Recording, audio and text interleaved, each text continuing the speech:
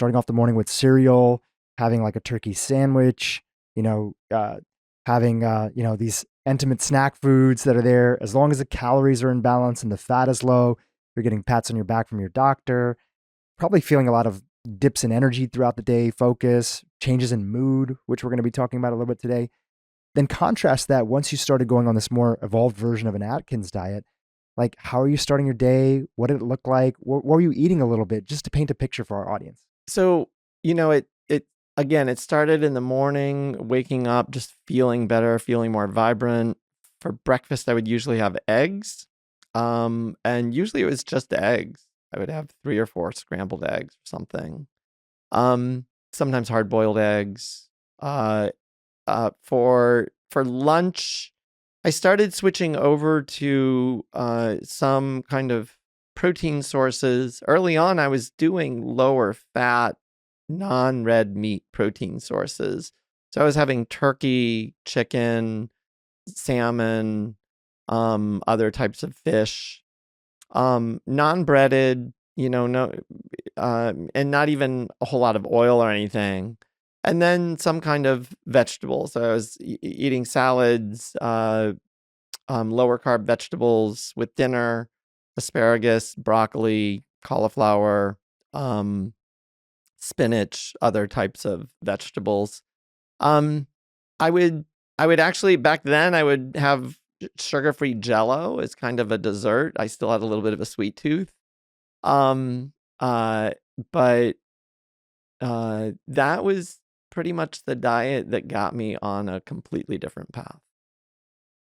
What then later on did you understand, especially about carbohydrates as being a significant source in people's diets?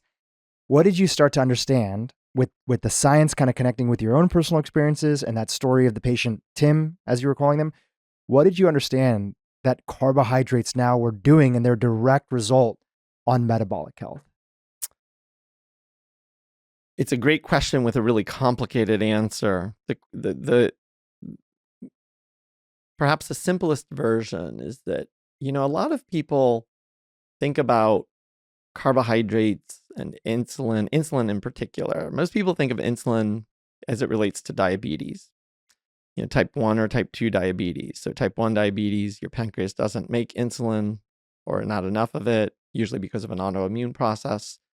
And type 2 diabetes is insulin resistance, that you're not making enough insulin or the insulin just isn't working for some reason. But in fact, insulin is much more than diabetes. That is just the tip of the iceberg in terms of what insulin does. We now know that insulin receptors are located throughout the human brain and that they play a profound role in brain function. And in some cases, they might be serving a similar purpose that they do in the rest of the human body. So usually people think of insulin as a kind of a lock and key. Insulin is needed to let glucose inside a cell so that the cell can use that glucose as an energy source. But in the brain, it's actually more complex than that. So with neurons, most neurons, even if they have insulin receptors, the insulin is not serving that same purpose. Glucose is still able to get into that cell. But the insulin is almost serving as a neurotransmitter in some ways. It is directly influencing the metabolism of that cell. And that means the function of the mitochondria within those cells. We know that with a lot of disease states, all the way from anxiety and depression to bipolar and schizophrenia to Alzheimer's disease, that people have trouble using glucose as an energy source in their brains. And this appears to at least include a problem with insulin signaling. Now, whether we call that insulin resistance or not, I think some scientists will kind of quibble over what is that? What should we call that? But I think what's clear, what the science is clear on, is that parts of the brain are not getting enough energy from glucose. And those same parts of the brain appear to have abnormalities in insulin signaling. And what you eat actually plays a profound role in all of that. What you eat plays a profound role in insulin, certainly secreted from your pancreas, but also probably from insulin signaling and glucose signaling that comes from the brain, the hypothalamus in particular. And so in a way, there's almost this energy gap. There- And because of that energy gap, what we see as symptoms of mental disorders get displayed. Like, how does that turn? Can you connect the dots for us? Like, so this energy gap is happening, and how does that translate into somebody in a case of depression feeling like, I don't have a drive, I don't feel motivated, I can only feel like I can focus on what's wrong in the world? How does that manifest exactly inside of the body as symptoms? Again, complex answer. The quick version is that this energy gap is what I'm going to call a metabolic problem. So if a cell has a metabolic problem, it means that there's a problem in producing an adequate amount of energy. And one of the biggest paradoxes about a metabolically compromised cell is that, actually kind of 5 different things can happen, but 2 in terms of its function can happen. And those 2 things are that the cell can actually become underactive, which is what most people would think of. If a cell doesn't have enough energy, like if a car doesn't have enough energy, it's not going to move as fast. So if its job is to like detoxify or get rid of stuff in the body or whatever it might be, whatever it's trying to do, it's just not doing it as well as it should.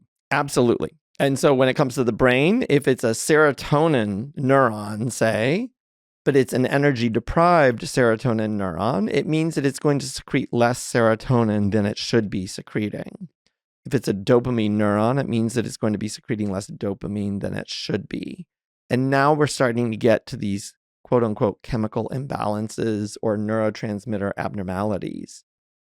But the paradox is that a metabolically compromised cell can actually become overactive as well. And at first glance, this seems really confusing, and it was really confusing to me as I was developing this theory. It's supported by a tremendous amount of neuroscience literature, let me just say that. And it goes back, we've got decades of neuroscience literature to support this. The easiest way to think about it is to think about it like a car. A car needs gasoline and energy to go, but a car also needs brakes to stop and to stay in control.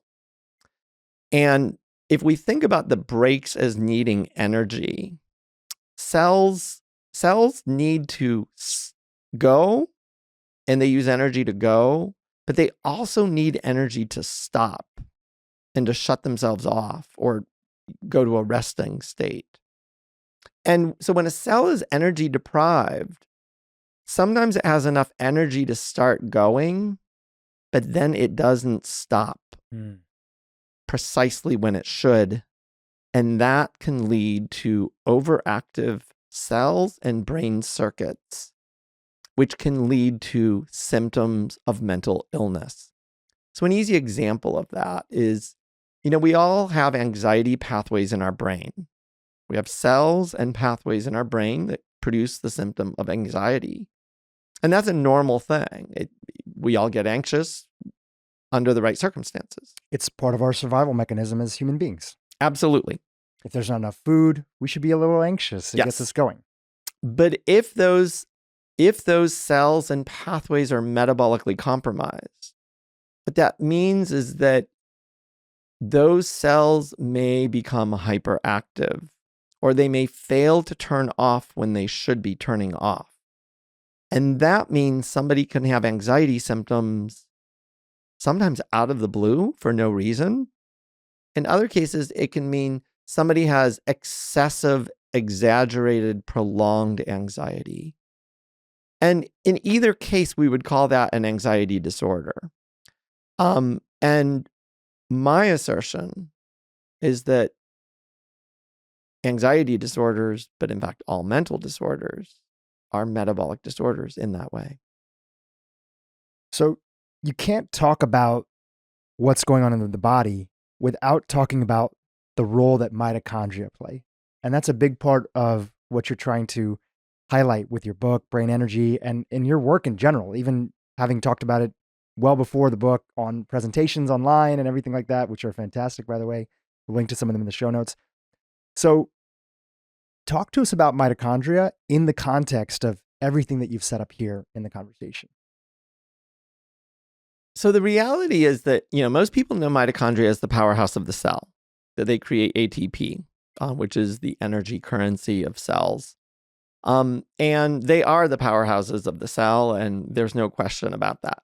They do that.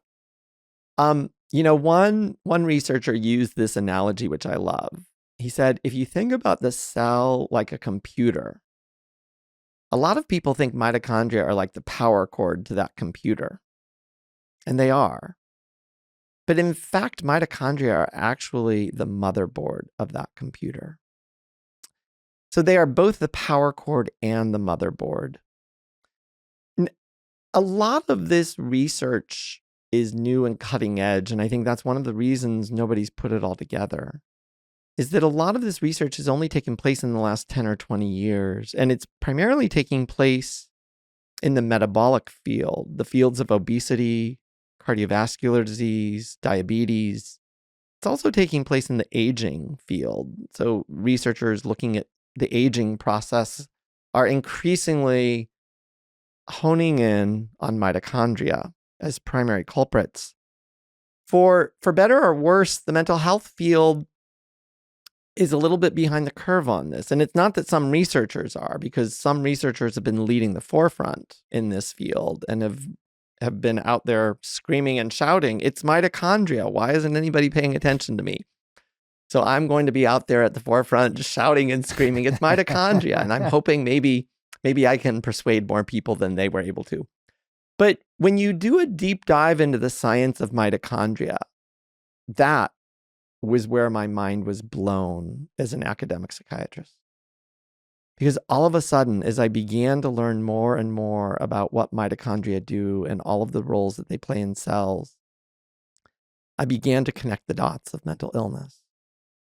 It turns out that mitochondria play a direct and clear role in the production and regulation of neurotransmitters, including serotonin, dopamine, norepinephrine, acetylcholine, GABA, glutamate.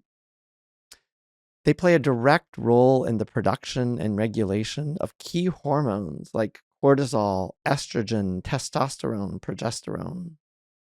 They play a direct role in the regulation of gene expression. A lot of people have heard of epigenetics. Well, if there is one and only one factor that controls more of epigenetics than anything else in biology, it's mitochondria. If you want to understand epigenetics, you must understand mitochondria and the role that they are playing in the expression of genes, all the way from neurodevelopment to everyday gene expression to turn, different genes on and off. Mitochondria play a direct role in turning inflammation on and off. If mitochondria are dysfunctional, it means that your inflammatory response might be underactive or overactive. And we all know that can cause problems in all sorts of people. Mitochondria appear to be affected by the gut microbiome. So the gut microbes actually send signals that appear to influence the function of mitochondria. And although this may seem surprising, mitochondria were actually bacteria at one point. And bacteria actually communicate with each other. And sometimes that communication is symbiotic and beneficial to both of them. And sometimes that communication is actually hostile communication. Bacteria are trying to outcompete each other. And they're sending signals to try to outdo each other. Like, I want the food and I want to reproduce a colony of bacteria. not you. And so they're sending out harmful substances to inhibit metabolism of other microorganisms within your own body. And surprisingly, that goes to our mitochondria, which are in most human cells. And so once I began to realize this, it began to connect the dots of mental illness. But I should add a couple of other things. It's not just biology. It's psychology and social factors too. And we know those play a role in mental illness. And it turns out that psychological and social factors, such as loneliness or trauma or stress and the stress response, directly impact the function of mitochondria. And mitochondria actually play a direct role in this human stress response, including psychological stress. And so again, once people understand the science of this, it starts to connect the dots of mental illness and all of the factors that we've known for decades play a role in mental disorders. You said a key phrase there, mitochondrial dysfunction. And the science that you outline and you talk about inside of the book is so clear. And sometimes people have a hard time, and this could even be academics that are in this field of studying mental disorders, because this is a game-changing paradigm. You're coming in with like a whole new take, which is tough for people to sort of swallow because they were taught completely otherwise. But in the area of mitochondrial dysfunction, even if somebody says, okay, I see the science, it's there's often a misunderstanding of the modern day factors that contribute to that, the direct connection. So lay out that direct connection. And what are some of those things that directly contribute in our modern day lifestyle to that significant dysfunction of mitochondria that has all those cascading effects that you mentioned? One of the beautiful things about this theory is that the answers that I'm going to give you all line up with well-known established risk factors for mental disorders. So diet plays a profound role in the function of mitochondria. We all know diet plays a profound role in metabolic health. So diet plays a role in obesity, diabetes, cardiovascular disease. It plays a role in metabolic syndrome, which I had.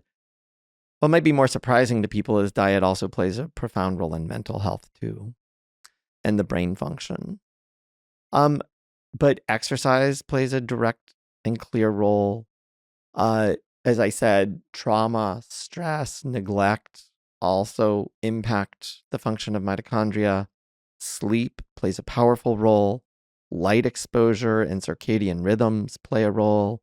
That means avoiding light at night when you should be sleeping, getting some exposure to bright light, in particular in the morning or during the day. But substances that we know are highly associated with mental disorders, in particular alcohol, marijuana, and tobacco, smoking cigarettes, all of those play a harmful role in the function of mitochondria. And we know that those are all connected with both mental health and metabolic health. I forget if I mentioned sleep, but sleep is a huge one. Poor sleep adversely affects mitochondrial function. And so I think once people understand the science, it starts to connect all of the dots and all of the risk factors that we've known for decades are there. Are there any pivotal studies or work that you've been involved in, or any of your colleagues or the larger network, that you might just want to highlight a little bit when it comes to you mentioning about the science, like pivotal things that sort of really helped understand this framework that you're helping us build out? Yeah, there are several that I could mention. I'll mention a couple. So one is, this may feel like left field to people, and that's why I'm going to start with it. I love it. There's an epidemic of autism spectrum disorders in our society right now. Rates have tripled in the last 20 years. And everybody's scratching their head to try to understand why. What's going on? Autism is supposed to be a genetic disorder. It's a neurodevelopmental disorder. People probably come out of the womb as autistic people. They're born that way. They're programmed that way. And if it's not out of the womb, it's very early in life. To shed a little light on that statistic and why might the rates be skyrocketing, we know that women who are obese are anywhere from 30 to 100%, depending on the study you look at, more likely to have an autistic child. Women who are diabetic have double the risk of having an autistic child. Women who have both obesity and diabetes have a 3 to 4-fold increased risk of having an autistic child. Men who are obese have double the risk of having an autistic child. Everybody's scratching their heads trying to figure out, where's all this autism coming from? Well, look around, people. There are skyrocketing rates of obesity and diabetes in men and women who are having babies. And it's actually not shocking at all where this autism is coming from. You have to understand the science of mitochondria to understand how obesity or how diabetes leads to a neurodevelopmental disorder. But I outlined some of that science in the brain energy theory. And, another kind of shocking, I think, example is alcoholism. Most people think of alcoholism, that doesn't have anything to do with obesity or eating. That's a problem of willpower. Alcoholism has existed for millennia. People have talked about alcoholics forever and ever. What are you talking about, Chris Palmer? That has nothing to do with metabolism. Well, it turns out that we have an abundance of data, and actually this data comes from one of the leading neuroscientists in the world. Her name is Dr. Nora Volkow. She is the director of the National Institute of Drug Abuse. She has been doing research for decades, documenting that people with alcoholism have metabolic problems in their brains, and that the pathways that are related to reward, the pathways that are related to alcohol consumption seem to be metabolically compromised. It turns out that alcohol actually gets converted into something called acetate, and that acetate goes up to your brain and fuels your brain cells. And when alcoholics aren't drinking, those brain cells are actually energy deprived. But when they drink alcohol, the acetate fully fuels those brain cells and brings them back online. And that's why alcoholics are probably driven to drink. They want to feel better. They want their brain to be firing on all cylinders. It is uncomfortable. It produces anxiety. It produces some bad state for them to be sober, essentially. And so she and her colleagues actually set out to see, can we help these brain cells in some way other than alcohol and acetate? And they realized there's a similar connection between acetate and acetone, which is a ketone body. So they turned to the ketogenic diet as well. And they admitted a group of alcoholics to the National Institute of Alcohol Abuse and Alcoholism. It was funded by our taxpayer dollars. And they detoxed them. And they put half the patients on a standard American diet, and the other half of the patients got a ketogenic diet. And the ones who got the ketogenic diet needed fewer benzodiazepines as part of their detox protocol. Despite getting less medicine, they had fewer withdrawal symptoms. They had fewer cravings for alcohol. And sure enough, they did brain scans on these people and found that the people getting the ketogenic diet had improved brain metabolism, and they had decreased brain inflammation. And so that, on the surface, is shocking, because most people would think alcoholism has nothing to do with diet. Why are you talking about diet? And yet leading neuroscientists and researchers are using a dietary strategy to help improve brain metabolism, to help alcoholics stop drinking. Fascinating. It really is mind blowing. And to connect both of those two things together, both of those, first of all, are just shocking. The data that you're presenting about autism and its connection to obesity, and then, of course, you just talking about alcoholism. But looking at it, the connection between those two things is we're talking about how lifestyle, primarily diet, is poisoning our body, which is actually poisoning our mitochondria, which is causing dysfunction. And what you do to the body, you do to the brain.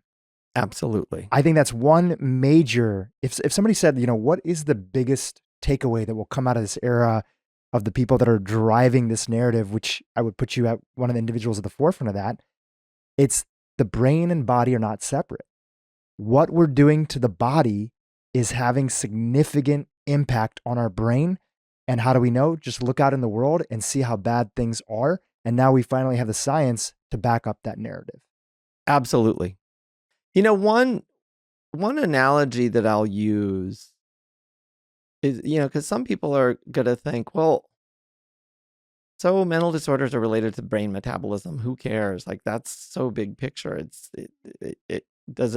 What does it really mean? In many ways, this is similar to the field of cardiology around the time of the 1950s. So prior to the 1950s, people had heart attacks. Researchers and doctors knew they had heart attacks. Heart attacks are real. They kill people. They're a real thing. And when coroners look at the hearts of people with heart attacks, they can feel diseased vessels. The vessels are hard. They're filled with plaque. That's a real, tangible thing. You can see it. You can feel it. And prior to the 1950s, researchers didn't really know what caused heart attacks. They just thought it was old age, that the heart was just getting old and worn out, and nobody knew what was causing it, and nobody knew what to do about it. And more importantly, we certainly didn't know how to prevent it. It was bad luck. That was it, bad luck. Your heart's failing. Some people had heart attacks in their 40s. Well, sucks to be them. We don't know why. We don't know how. We don't understand it. And in the 1950s, the diet heart hypothesis was formed, which said, wait, what you eat actually affects your heart in the way that it functions. And initially, that was met with great skepticism. The medical community was incredulous. They actually thought, like, no way, that's impossible. That's impossible that what you eat could cause death from a heart attack. So fast forward, we now know diet plays a profound role in heart function and heart health. But it's not just diet. It's smoking. It's stress levels. We now know depression is a risk factor for heart disease. We even know that loneliness is a risk factor for a heart attack. So when we think about heart disease as a metabolic disease, the big overarching theme is that it is largely environmental, based on lifestyle, based on our circumstances. And there are things that we can do to identify and mitigate those lifestyle factors. And people can live long, healthy lives with healthy hearts if they adhere to these risk factors. What I'm saying is the equivalent for mental health. The brain is no different than the heart. And that schizophrenia is not largely a genetic disorder. Bipolar disorder is not largely a genetic. Yes, genes contribute. And yes, these disorders run in families, but so does heart disease and diabetes and obesity. And we don't sit around blaming genes for those disorders. And we shouldn't be blaming genes for mental disorders either. That what I'm saying is that brain health and mental health are largely influenced by environment. And this is empowering. This is empowering because we can actually do something about it. When we understand the foundation of the framework and the theory that you're putting together that's supported with your latest presentation of the science and plenty of case studies of people that you've worked with, we also start to look at our current interventions with a new lens. And one of the things that you've talked about is that many of the pharmaceutical interventions that we have to be wary of them when it comes to mental disorders and see, are they actually playing a role in potentially damaging mitochondria? Can you talk about that a little bit? There's no shy of controversy that's there in the book, but it has to be talked about. And this is one of those categories. There is no doubt in my mind this probably will be the lightning rod of the book, because I am taking on the dogma of how to treat mental disorders currently. Everybody who has known anyone who takes a psychiatric medication knows that many of them cause metabolic harm. They cause weight gain, they can cause diabetes, they can cause cardiovascular disease and metabolic syndrome. They can cause premature mortality, at least in the elderly. All of that is written on the package insert and is backed by the United States FDA. That is not quackery. That is not heresy for me to say.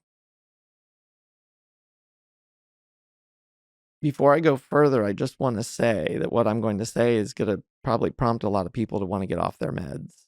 If you are somebody taking psychiatric meds, I want to please implore you to do that safely with your mental health professional or your medical professional, because stopping psychiatric meds cold turkey is a disaster.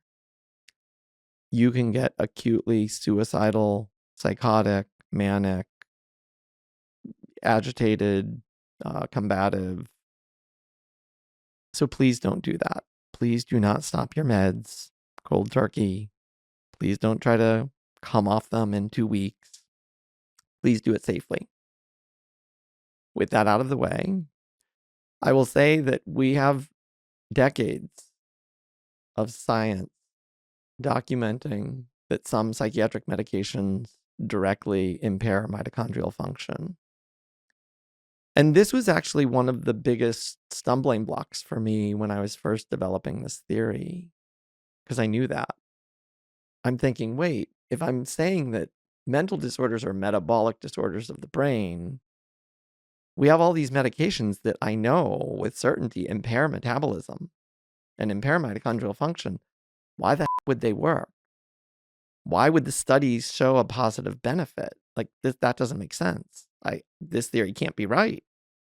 I must be wrong. And yet I continued to explore the science, and I kept coming back to no, they're metabolic. Like all the science is pointing to metabolism and mitochondria.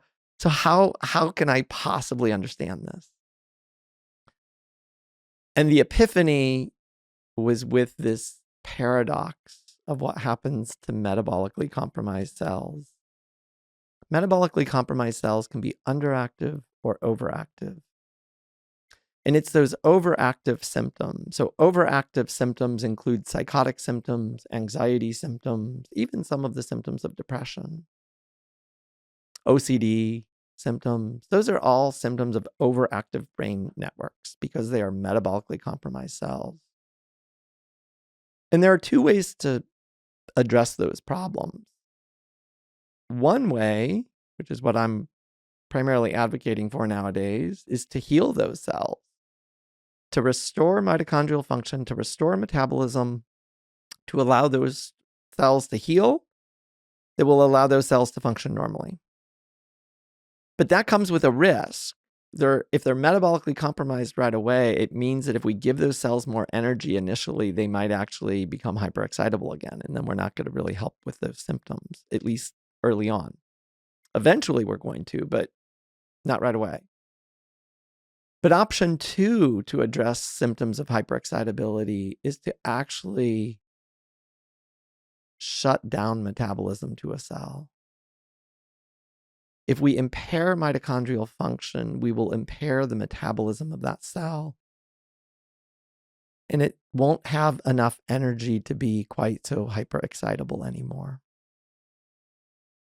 We are basically slowly but surely suppressing the function of that cell and possibly, ultimately, resulting in that cell either just being dormant, stagnant, but possibly dying over time, over years, possibly dying. And that, I believe, is how a lot of our psychiatric medications work, is they suppress metabolism, they suppress mitochondrial function, and they prevent cells from being hyperexcitable, which can reduce symptoms in the short run. The obvious concern is that you're making those cells more metabolically compromised over time. And that means the symptoms may very well come right back and become chronic in nature, or may get worse. And in fact, when you look at the long-term data on all of the studies that we have of real life outcomes of people with depression, with anxiety disorders, with OCD, with substance use disorders, with bipolar disorder, with schizophrenia, they are all chronic disorders, and many of them become chronic progressive disorders. And the heartbreaking thing to me as a mental health professional is that I may have been prescribing pills for the last 27 years that were making some people worse over time. Well, I've heard you share before that to add some dose of compassion for anybody that's in the mental health field. And I kind of grew up in that world with my dad being the CFO of a group of psychiatric hospitals and seeing all these hardworking professionals and physicians trying to do their best, is that they didn't know about this latest science that's there. And often when somebody is so in a potentially psychotic state or suicidal or other things, families, physicians, everybody, you're looking for anything that you can to calm the situation down. But the hope of it and the humbleness of you coming in and sharing your story and how you used to do things before is a roadmap that maybe it doesn't have to be this way anymore.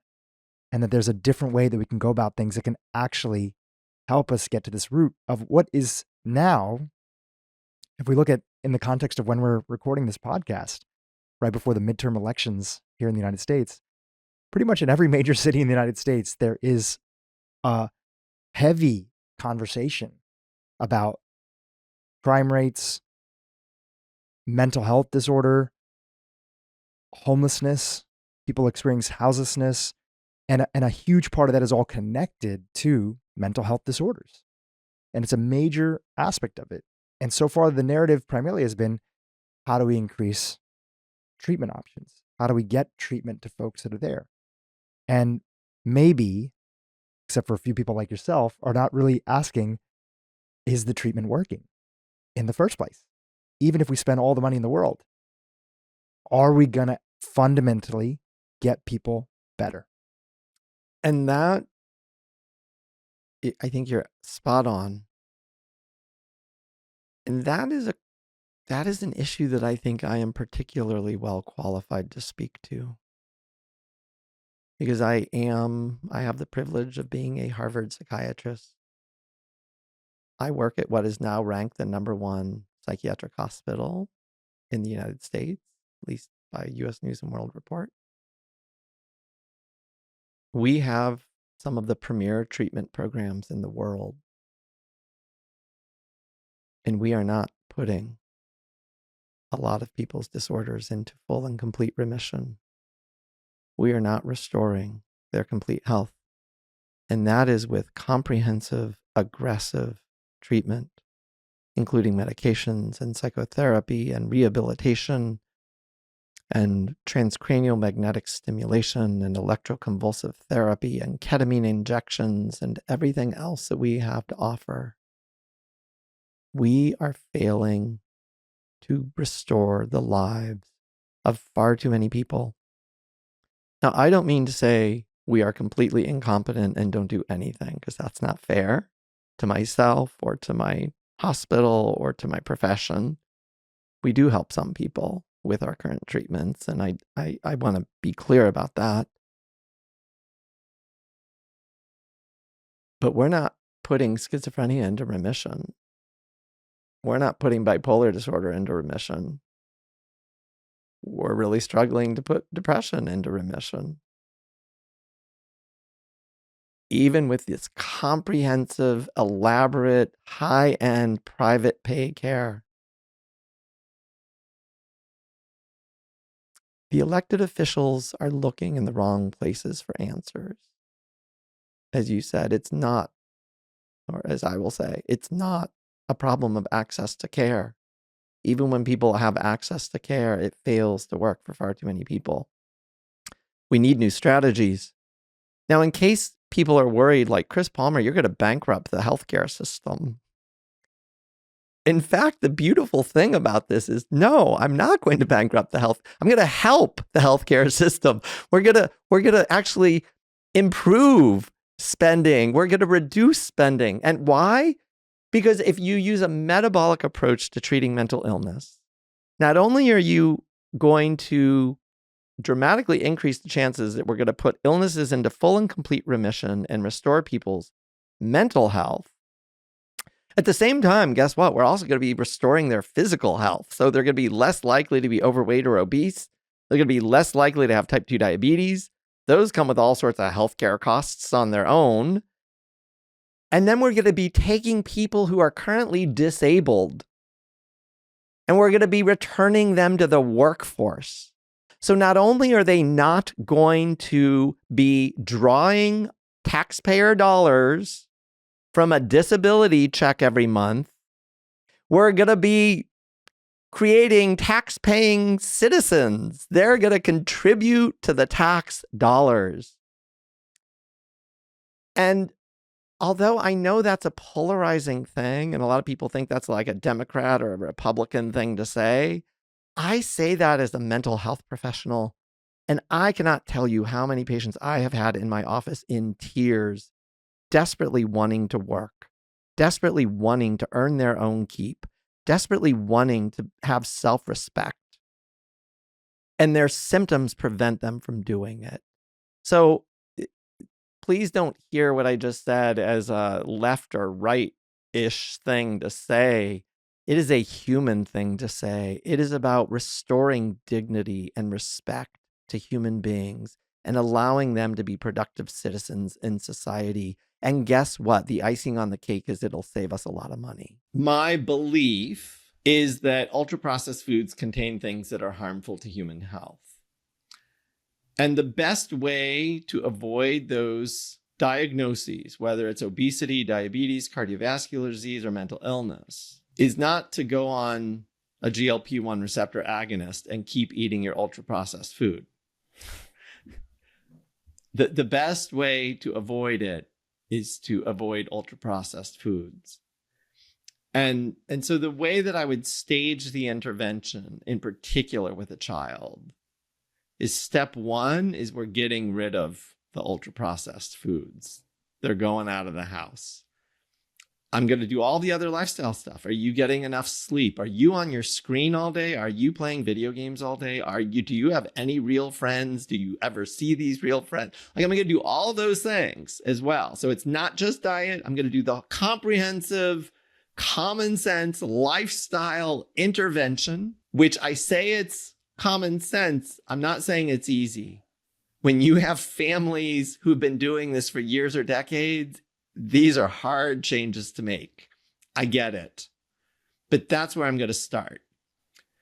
Now, if the kid, the family are really putting their best effort forward, they're trying to eat real foods, they're doing their best, And they just cannot seem to do it. They just keep, they make progress, but then they fall off the wagon. They make some more progress and fall off the wagon and make progress. The GLP-1 agonist might be the thing that gives them the edge to stay on the wagon, but they still have to get on the wagon. And that wagon is you're avoiding all this bad food. You're including these other lifestyle interventions. You're getting good sleep. You're trying to reduce your screen time. You're getting some movement or exercise in. And that's where I would start. But I do want to say that for the record, I do not at all endorse people taking GLP-1 receptor agonists and keeping their diet just the same, and simply eating less of it. The food itself actually matters. It's not just calories. It's more than, yes, calories are a part of it, but it is more than calories. Kevin Hall did a study.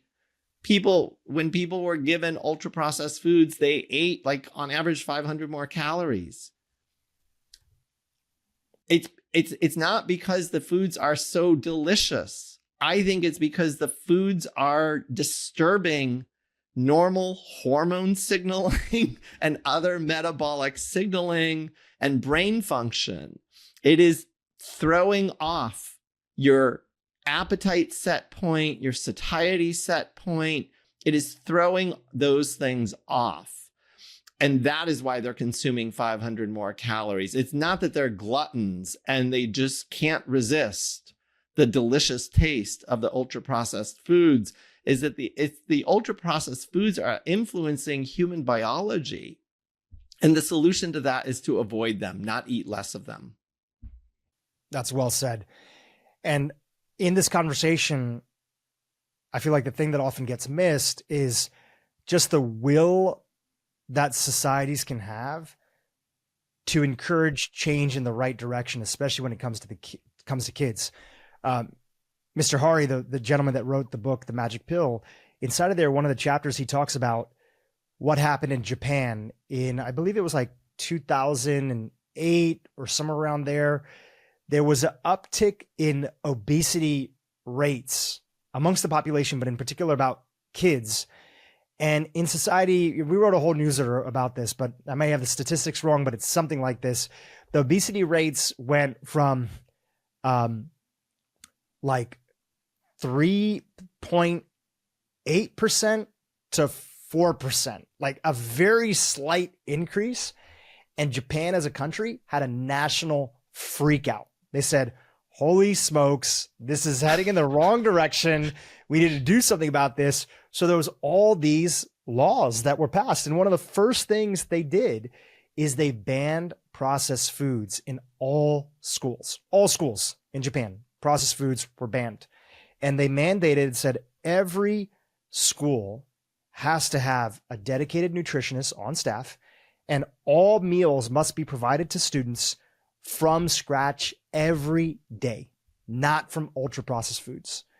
Along with that, there was a few other controversial laws they ended up passing. One of the laws that they ended up passing was that companies at a certain size and level had to support their staff and their employees in making sure that their weight did not increase over a period of time. Something like this probably wouldn't fly in the United States. And if an employee's waist circumference and weight headed in the wrong direction, they had to assign them a nutritionist and give them, kind of like a coach to help them move in the right direction. And as controversial as that sounds, and again, I'm not necessarily recommending this, I'm just saying the will of the people, a lot of employees in surveys said that they appreciated these efforts of the companies helping them, because if they were left to their own devices, they might have felt like they would have headed in the wrong direction. So it just shows that if we used some of this energy from our industrial war machine that seems to have endless budgets every single year, and we actually supported kids at an early age with the right food and education, what would be possible for us as a society? I think it's worthwhile to at least have that debate here in this country. Absolutely. I agree. And I'm actually friends with a few people who have been doing that. Robert Lustig has Yep. supported a nonprofit organization called Eat Real, Yep. which is actually focused on getting real whole foods in school lunches and school programs across the country. And they're making a dent. They're actually getting it done. There's the Shaw Family Foundation here in Boston got all of the Boston inner city schools to go from processed foods to made from scratch real whole food lunches. They hired a chef. They did a documentary. And it's pretty impressive the way they managed that. It turns out that schools actually do have the option of purchasing real whole food. They usually just don't, because it's like one or two extra steps. You mean we actually have to cook that as opposed to put it in the microwave and heat it up? Wow, that's two extra steps, and we don't have time for that. Well, they went out of their way to figure out a way for the school lunch programs to have enough staff to be able to do those one or two extra steps and make real food. So although these feel like monumental problems and it feels like we're all pushing this big boulder uphill and we'll never get there, people are making progress. There are real things that we can do and to change this kind of tide. It doesn't have to be this constant downward trajectory for human health. I want to read a tweet that you had that a lot of people retweeted that were out there, just so fitting for this topic. And you wrote, what we eat affects the brain even when we're young. Someday we'll look back in disbelief at how this obvious statement was met with skepticism by many mental health professionals. What's fueling this skepticism that's still there for some of these most basic common sense statements that we all know to be true? So I put out that tweet because when I say what we eat impacts our brain, most people will say, well, yeah, of course. How could it not? That's obvious. Tell me something I don't know, Chris. And yet, when people go to a mental health professional, whether it's a psychiatrist, a psychologist, a social worker, therapist, a counselor, therapist, well over 9 times out of 10, those mental health professionals don't even ask you about diet or exercise or nutrition and vitamins and possible vitamin deficiencies. And when most, there's been kind of a fledgling nutritional psychiatry movement for decades, with psychiatrists and neuroscientists trying to get the mental health profession to take seriously that diet can actually play a role in something like depression or anxiety. And by and large, that's been met with tremendous skepticism. Diet doesn't play a role in that. Linus Pauling,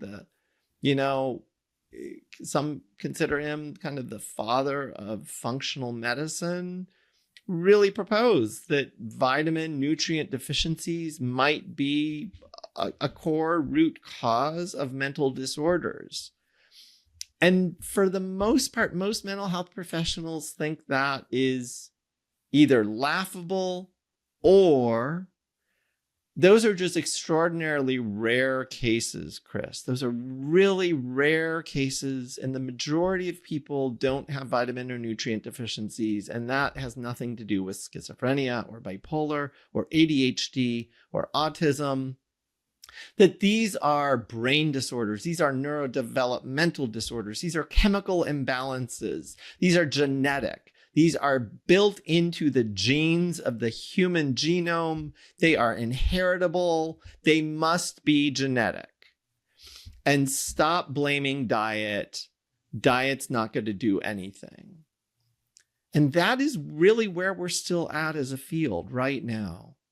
Everything that I just said, most psychiatrists, mental health professionals would say, yeah, that pretty much sums it up, Chris.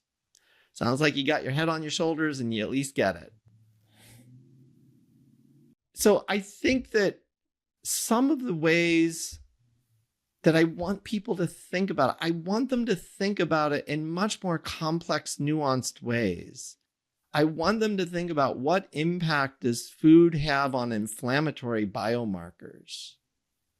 Because inflammatory biomarkers are causing inflammation. That's what they do.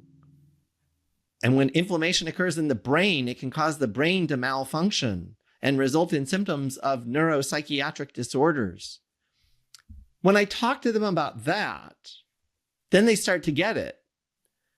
And when I say, the food we eat can actually cause inflammation, they'll often say, well, it's hard to disagree with that. I guess maybe that's true. And well, that inflammation might be affecting the brain. I never thought about it that way. And nobody's ever said it that way. So I feel like the science is there. We have the science. We have the evidence. It's just that we have to draw from so many different fields. And most professionals do not understand metabolic science. They don't understand diabetes, biology, and pathophysiology. They don't understand the pathophysiology of obesity. They don't understand the pathophysiology of cardiovascular disease. We need to put it all together. And when we put it all together, it starts to come together. And we start to see that actually what we put in our mouths does influence metabolism broadly. It influences not just inflammation, but insulin signaling and glucose levels, nutrient deficiencies or nutrient, just balanced nutrients. There are so many ways that diet can go wrong. So again, I don't have the simple, easy, okay, everybody follow this one strict diet that I'm going to outline for you and everybody will be fine. No, it does. Humans don't work that way. And let me give you an easy example of why that is. Infants need breast milk. They do best on breast milk. Young children don't necessarily need breast milk anymore. Adults should not be drinking breast milk. They all need different diets. They're all human still. So, and then again, as I mentioned before, different people have different sensitivities, allergies. They have different health conditions. They do come to the table with different genetic predispositions. So we need a little bit more nuance. But at the end of the day, it's as simple as what we talked about before. Look at your mental health, look at your metabolic health biomarkers, some basic ones. If those things are all in a good place, then whatever you're doing is great. Just keep doing it. And if those things are in a bad place, you're getting an alarm. It's kind of like you're in a car and the light is on. The warning light is on, warning you. Your body is trying to warn you. Danger, danger. Something you're doing is not good for human health. Pay attention to that warning light. Do something about it. Figure out what is wrong and fix it. It's usually not rocket science. It usually isn't. And usually common sense lifestyle strategies will solve the problem for most people. At the beginning of this episode, I asked you what's at stake if we don't get to the root of this, and if we're not paying attention to this movement that brain energy is a huge part of. And you talked about the increasing statistics of people suffering, increased rates of autism spectrum diagnoses, severe mental health issues like depression, schizophrenia, etc. And to go one step further, there's this troubling, limited and very early movement, but very troubling, of individuals who feel that they've gotten the message from their healthcare practitioner that this disease, which is part of their identity, has not gotten better.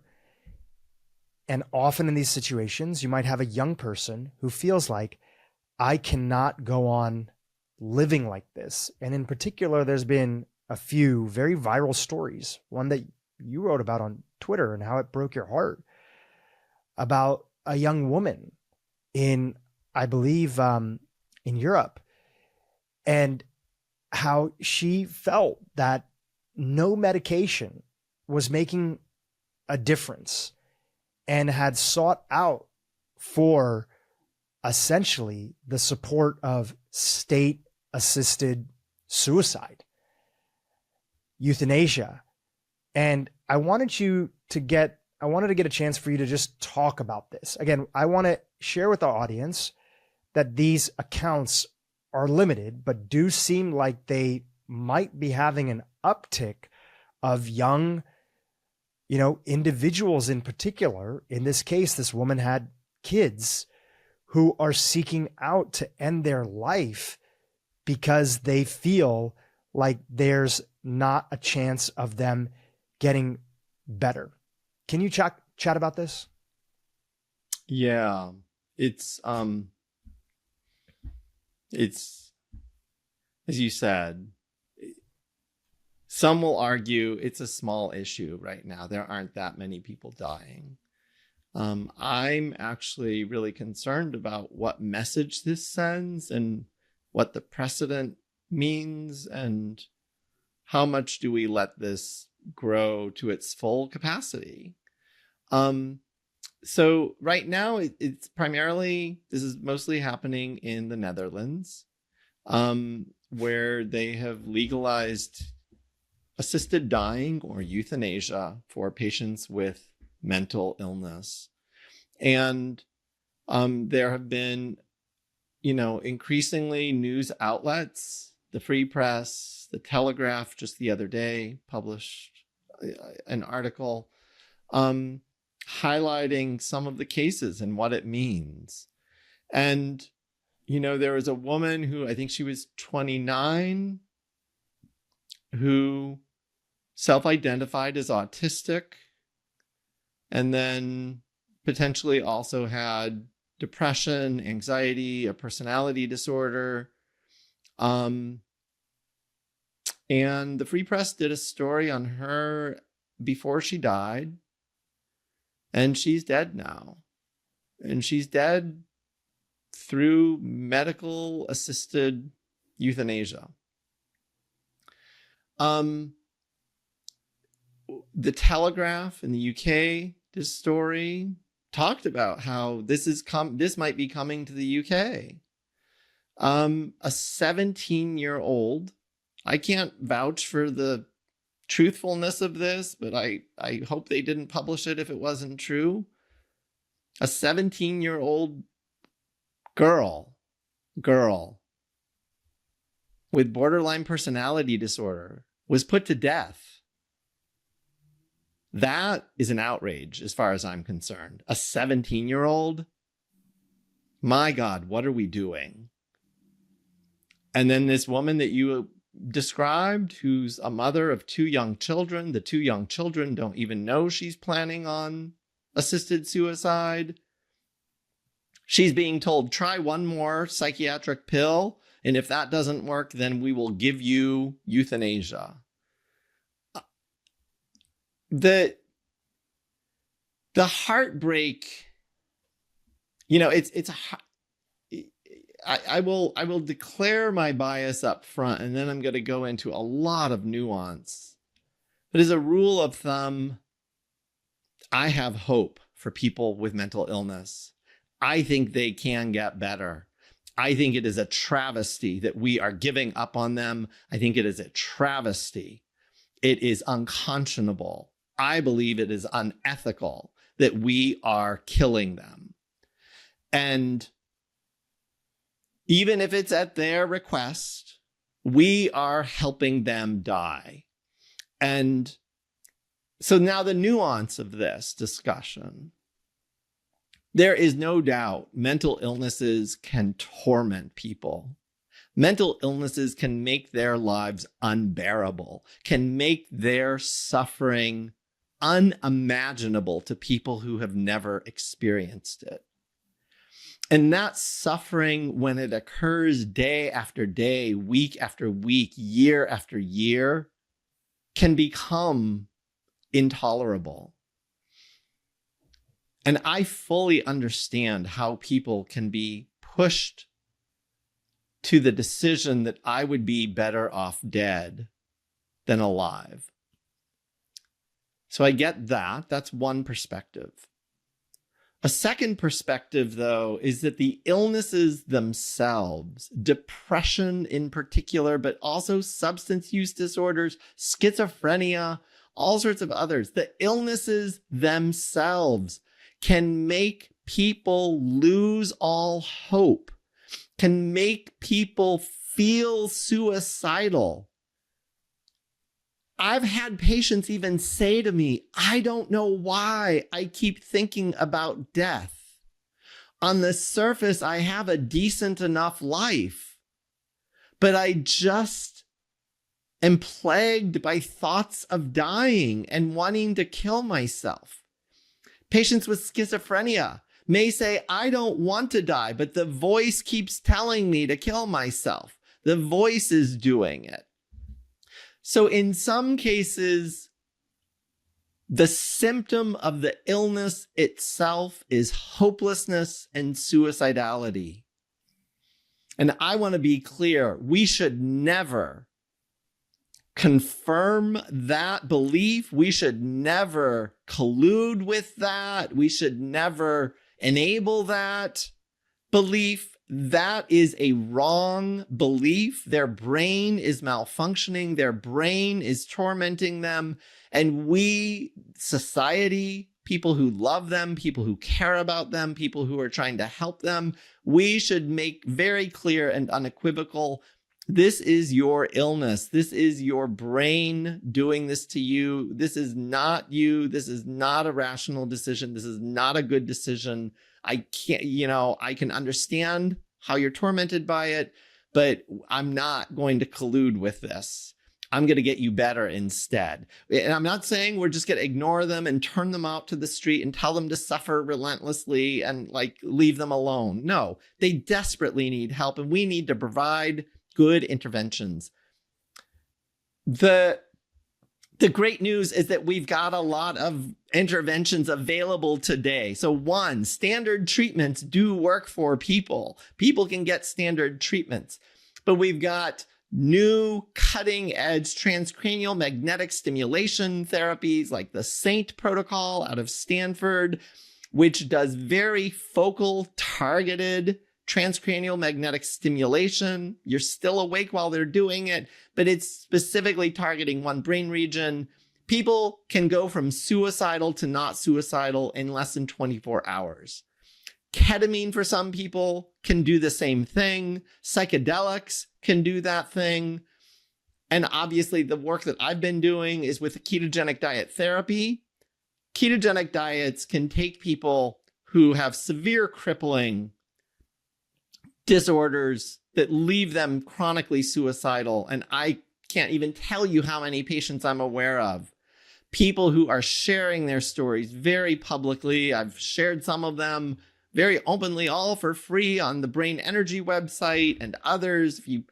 If you do follow me on Twitter or X, these people are out there. They're out there talking, sharing their stories. Just tweet me and I'll summon them to share their stories with you. They are vocal and passionate because they know I was in that hell. I was trapped in that place. I was trapped in that desperate place. And I found my way out through ketogenic diet therapy. And I want to help others get out of that hole too. I want to help them get out. So when we as society instead say, yeah, we've got limited resources. You're just a mentally ill person anyway. You haven't worked in years. You're on disability. You're in and out of hospitals. You're kind of a burden to society. Oh, you want to die? Oh, we could sign you up for that. We'll make that easy. We'll make sure the job gets done. We don't want you to go wing it, because you'll probably fail. Most people who attempt suicide don't actually succeed in committing suicide or completing suicide. So we'll go ahead and make sure it gets done right and make sure you're dead. You know, people with mental illness are sometimes the most vulnerable citizens in society. They are beaten down. The stigma against them is profound. They sometimes have no self-respect or a sense of self-worth. And again, some of this is their illness does that to them. Some of it is just a reality check. And then the way that people get to mental illness, some of them have been abused and neglected and raped and drugged and everything else. So they already come to the table vulnerable and weak. And we're just going to put them to death. And although it is primarily happening in the Netherlands, the UK is entertaining it. The UK is using terms like terminal anorexia. The United Kingdom is telling some patients with anorexia nervosa, you've tried enough treatment. You haven't gotten better. I think we're done. You're going to die. And we will put you on hospice care or palliative care. But we're not going to really try that hard anymore to get you better, because you have what we are calling terminal anorexia. Canada has passed the law saying that they are going to start offering assisted dying to patients with mental illness. They have not yet implemented it. It was supposed to be implemented, I believe, in March of this year, and they delayed implementation because they are trying to round up enough psychiatrists who are going to sign on the dotted line for these people to die. But I guess once they get enough psychiatrists who are willing to do that, then they're going to start offering assisted dying. And the concern is that I have so many concerns, but to put them in a nutshell, the big concerns on my part. One, people with mental illness are discriminated against. They are vulnerable. They are often weak and disenfranchised. Two, they often don't have access to decent mental health care. It is not fair. We're not even trying. We're not even giving them a fair chance to get better because they're not even getting decent traditional mental health care. The next one, we've got a lot of emerging treatments. And I obviously am a passionate believer in the brain energy theory and the metabolic theory of mental illness that comes with some common sense, very low cost, sometimes free interventions. We could be getting people with schizophrenia better with very low cost interventions like a ketogenic diet. Like that doesn't cost a lot of money. Antipsychotics cost tens of thousands of dollars. This is relatively low cost. Now, the Saint procedure, the TMS, that's very expensive. But if it saves a life, I'm all for it. We spend that kind of money when people are having heart attacks and strokes. Why shouldn't we spend that same amount of money to save someone's life who's got crippling depression with suicidality? Why shouldn't we? Their life is just as valuable as another person's.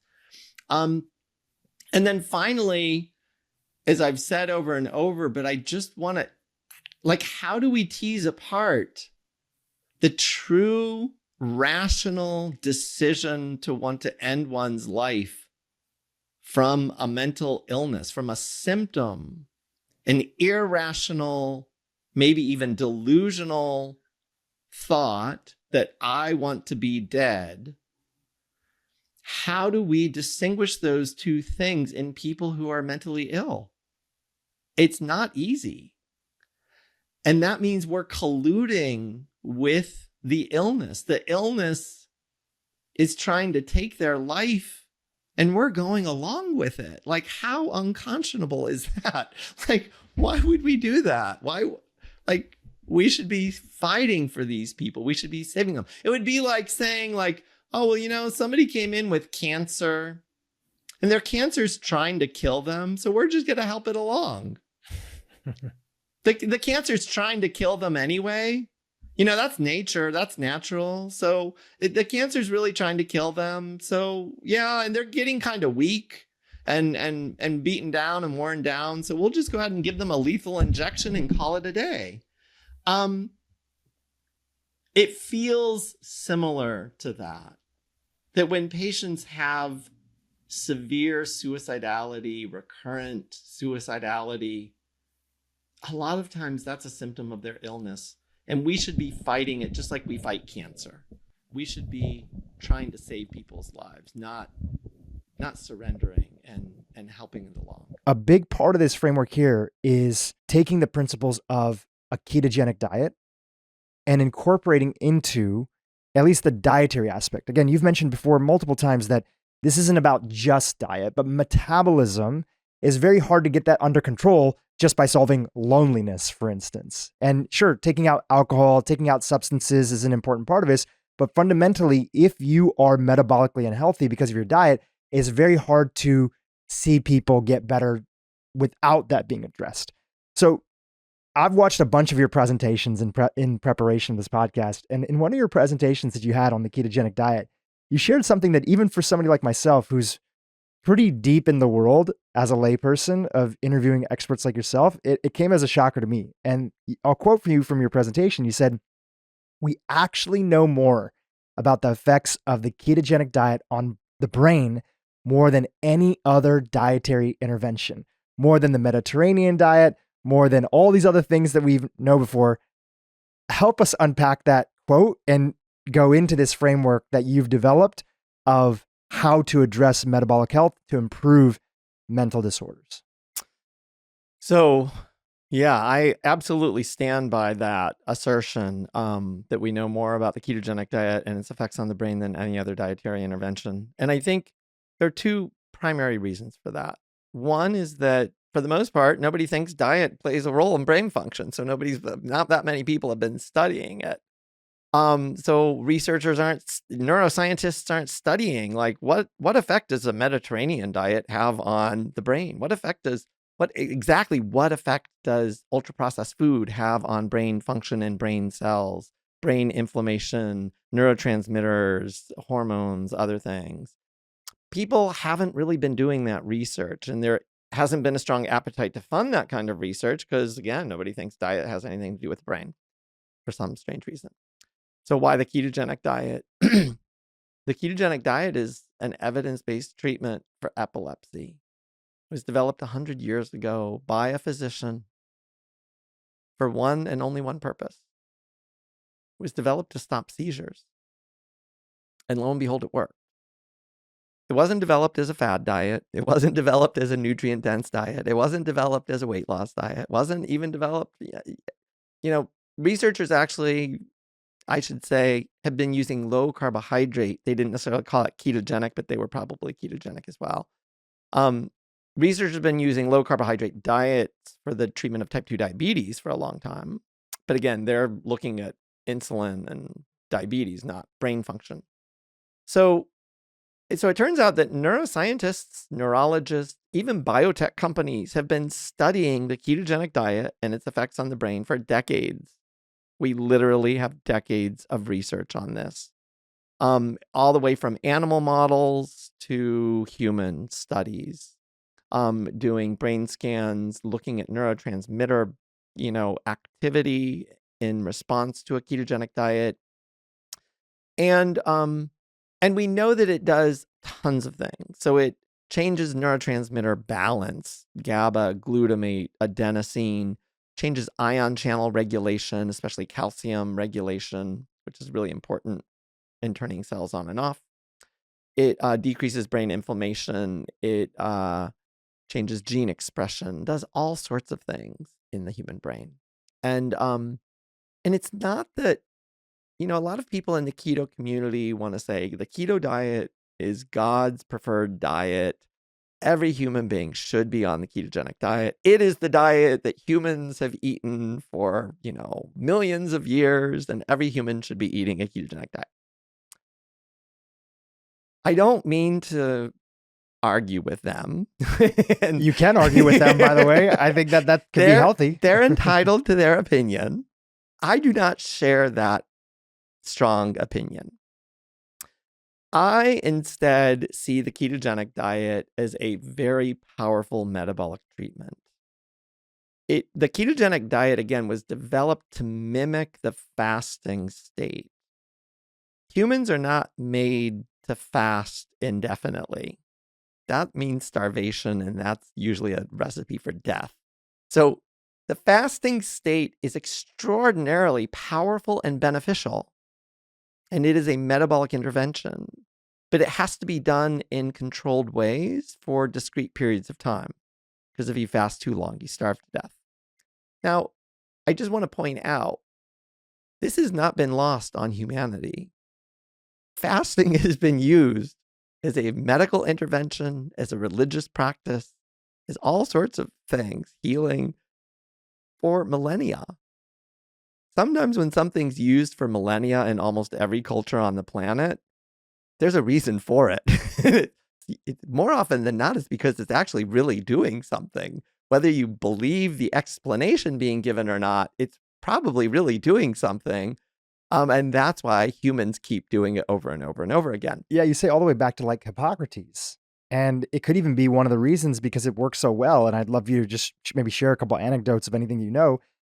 Maybe that's a little bit about how it kind of gotten intertwined in religious sort of traditions, because there was this demonstrated benefit that people had been seeing for pretty much since forever. Absolutely. I actually think its incorporation in religion probably was through its healing benefits. And, in large part, thousands of years ago, most people had a supernatural view of the world. And they firmly believed in God. And if something bad was happening to a human being, it's because God was making that decision. And so either the person had sinned and was being punished, or maybe they were possessed by a demon and, the demon was doing this thing to them. But in either case, the recipe is to pray to God and to ask for forgiveness and to ask for healing. And, praying and asking for healing in and of itself didn't always work. And somewhere along the lines, humans figured out if we fast people, then it works. And I think they came to the conclusion that it pleases God to fast, to make a sacrifice. And then he heals. So if you fast, you're making a sacrifice to God, and then God will show mercy and heal you. Now, that explanation didn't fly in the Western world, and it doesn't fly with modern medicine. But in fact, I think that is how it evolved, and that is why it has persisted in so many cultures for millennia, is because, in fact, it really did work. And because it really worked, people came to the conclusion that this is just something that God likes. Because they had it in it was a fixed fact in their mind. God is the only thing that will heal or not heal. But I think now we can use modern science all the way down to mitochondria to understand why fasting and fasting mimicking diets, like the ketogenic diet and others, may in fact play a powerful role in healing. And in some ways, it's kind of silly and ridiculous what I'm saying. And in other ways, I guess it's maybe reassuring. But what I'm really saying is that I'm a Harvard psychiatrist, neuroscientist for 27 years. I'm well versed in the latest neuroscience, metabolic science, research on brain health and mental health. And what I'm saying is all of that science leads us to interventions that Hippocrates knew about 2,000 years ago. And so maybe he didn't have the right explanation. Maybe he didn't show his work in the right way. But what he was doing was actually probably really working. And we need to go back to some of that. What's old is new. Absolutely. Well, connecting it back to this setup that you were doing for us, you were talking about the ketogenic diet really mimicking fasting. And so when you began, and this could be a great time for another case study or people that you've worked with, on the spectrum of mental health disorders. Is it literally when you're done the intake and you understand and you're kind of, you're a psychiatrist, so you're looking at all aspects that's there. You're looking at their medications. You're looking at all the different components. When it comes to the dietary intervention, is it that basically it's like, okay, hey, you're on a modern diet. You're on a standard American diet. It's putting you on a blood sugar roller coaster that's throwing off your metabolic health. You're educating them and understanding. Here's this sort of dietary intervention that I want you to do. Here's this ketogenic diet that I want you to follow. Is it that simple? That's the way that you present the dietary intervention for folks? And do you have any case studies or examples that you want to share with us? Yeah. So I think once I've eliminated other harmful factors to metabolism, you mentioned your friend, colleague who was using maybe marijuana, and that may have played a role. So with that person, I would want to eliminate the marijuana use first and foremost. Marijuana, alcohol, you're dialing in their sleep? Yes, I'm looking at sleep. I'm looking at stress, abuse. If somebody's in an abusive relationship or household or being bullied and teased relentlessly at school, I'm going to want to address those obvious common sense things first. But barring that, when they come to me, if I make the decision that ketogenic diet is appropriate, then yes. And probably the most powerful story that I can tell with the ketogenic diet is, so that one patient that I mentioned is not alone. We now have, I am aware of hundreds of patients who have put their schizophrenia and bipolar disorder and chronic depression into full and complete remission off of psychiatric medications. That is not an anecdote.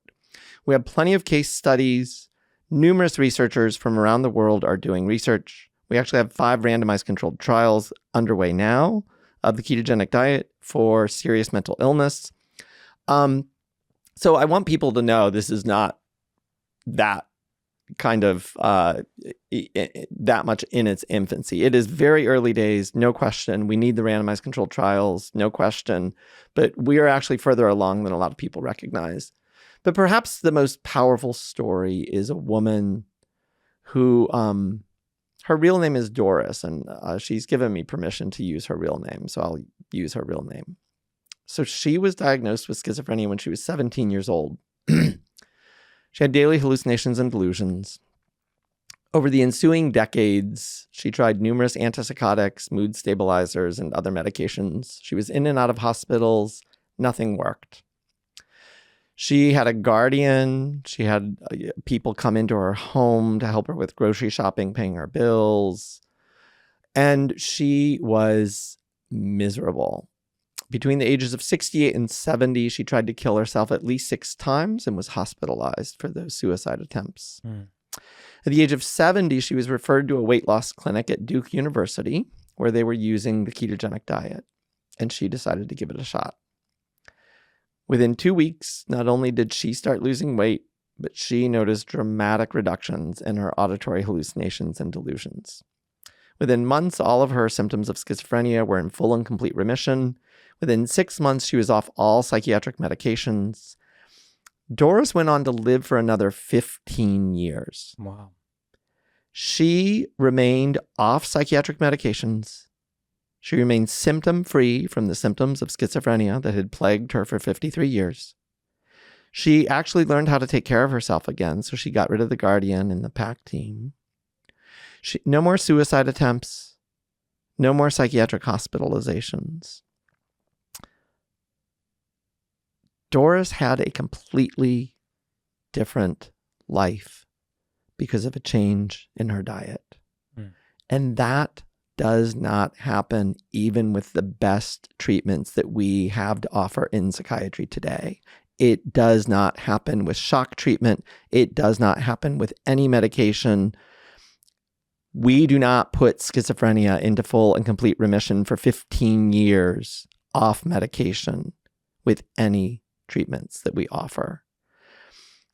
Sadly, Doris passed away this past January of COVID pneumonia. I'm sorry to hear. And in her permission of allowing her to use her real name, my deepest hope, and that feels like exactly what you're doing with your book and with sharing this message, is she's really a narrative. She's a story of what's possible. And when people see that it's possible with her, they start to wonder, wow, could this be possible for me, for my family member, for my employee, for my loved one who's also suffering as well? Absolutely. If you had asked me 10 years ago, this woman, 70 years old, has had schizophrenia for 53 years. Is there any chance that you'll be able to put it into remission? I would have said absolutely, positively not. And anybody who says that they can is clearly a charlatan or a quack or crazy. And I would have thought that, there's this hypothesis of the kindling effect. The longer somebody is mentally ill, the more damage they do to their brain, and it becomes a chronic debilitating disorder. Doris is a clear testament of hope to tens of millions of human beings, probably hundreds of millions of human beings, because we have to include chronic depression and lifelong disability from depression in this. We have to include bipolar disorder. We have to include crippling OCD. There are hundreds of millions of people on the planet who are desperate for better answers than what they're getting. And what I'm saying is that the brain energy theory of mental illness is a new day for you, and you can get better. You can get better. It may not be as easy as just change your diet and that's it. We may need to identify all the other things that are going wrong and identify, some people might need hormonal supplementation. Some people might have vitamin or nutrient deficiencies that need to be identified. And this is where functional medicine is critically important. Functional medicine, you guys have been doing this forever. And modern medicine hasn't necessarily given you the respect or credit that you deserve for looking for root causes. But it all kind of, and in my mind, I see this all converging. I see this as a convergence of what functional medicine has been doing for decades and of what traditional mainstream neuroscience and psychiatry has been doing for decades. The fields converge. And we also happen to converge with what Hippocrates was doing 2,000 years ago. It's all becoming good medicine. One day we won't need to call it functional or this or that. It's just, this is the new way of approaching and treating things. Yes. So a few more clarifying questions here before we wind down. And I've just so appreciated this time with you. And thank you for your work and your mission. And just, I couldn't be more excited about the energy around this book. And I couldn't be more excited about, it really does take often somebody with your background, your pedigree, to get folks who previously wouldn't have paid attention to now say, okay, I was a bit skeptical, but at least let me take a look. And that spark of curiosity, we need people to hit it from different angles. We need outsiders. We need insiders like yourself. We need everything. We need patient testimonials. We need companies working on it. It's all part of the mission of creating better health in society. So first and foremost, thank you for that, because I can imagine in this process here, and just even some of the things that you shared here and what I've read in your book, there have probably been many moments where you've received a good amount of flack and maybe pushback. Well, I should even ask you, have there been many moments where you've received some pushback? Were you ever worried about, is this going to affect my job and standing at Harvard? Was there ever pressure of people saying, this guy's a charlatan? What direction are you letting him go in? Did you face any of that? I was prepared for all of that. I was prepared to be laughed at and potentially even reprimanded by, by my employer. And the shocking thing to date is no. It's a little dumbfounding. And I think part of the reason is because I was clear in my mind from day one that even with that very first patient, I recognized I have to explain this using science. I can't just go out and say the ketogenic diet cured schizophrenia. Nobody will believe it. I'll be committed if I do that. So I can't do that. So I have to understand science. And the tremendous benefit that I had was that we use epilepsy treatments in psychiatry all the time in tens of millions of people. And so we had all of this neuroscience data and 100 years of clinical experience using the ketogenic diet to treat epilepsy. And so it was a no-brainer. When I did a deep dive into all of that science, I was able to connect it with the science of serious mental illness. And I was able to connect the science of what we know about the ketogenic diet and its effects on the brain with the science of mental illness. And in so many ways, it was a match made in heaven. Now, this bigger theory where I'm challenging potentially the use of medications that impair metabolism and mitochondrial function, I have not yet received pushback. But the book isn't released yet either. You haven't gone on the Huberman Lab podcast yet, the biggest podcast in the world for health, and had the spotlight.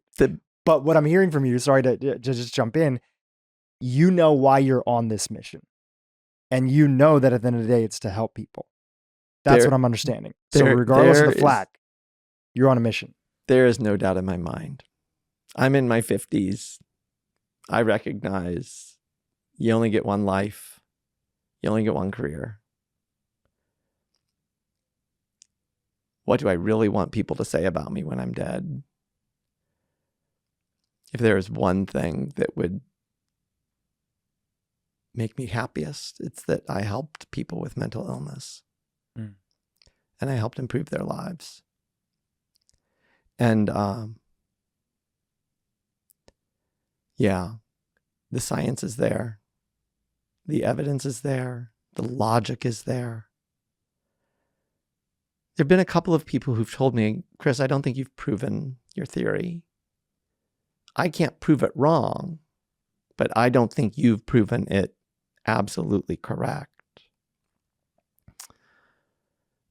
And if that's an invitation to do more research, I openly welcome and invite that invitation. I want more research. And at the end of the day, I want the truth. If I've made mistakes in the book and in my theory, if I didn't fully understand some aspect of cell biology or science, and I misstated some aspect of my theory, I welcome revision. I welcome correction. Because the truth will help human beings. This isn't an ego thing for me. This is about let's get to the truth and help human beings whose lives are decimated. Let's help them. And that's what empowers me. I'm not going to back down.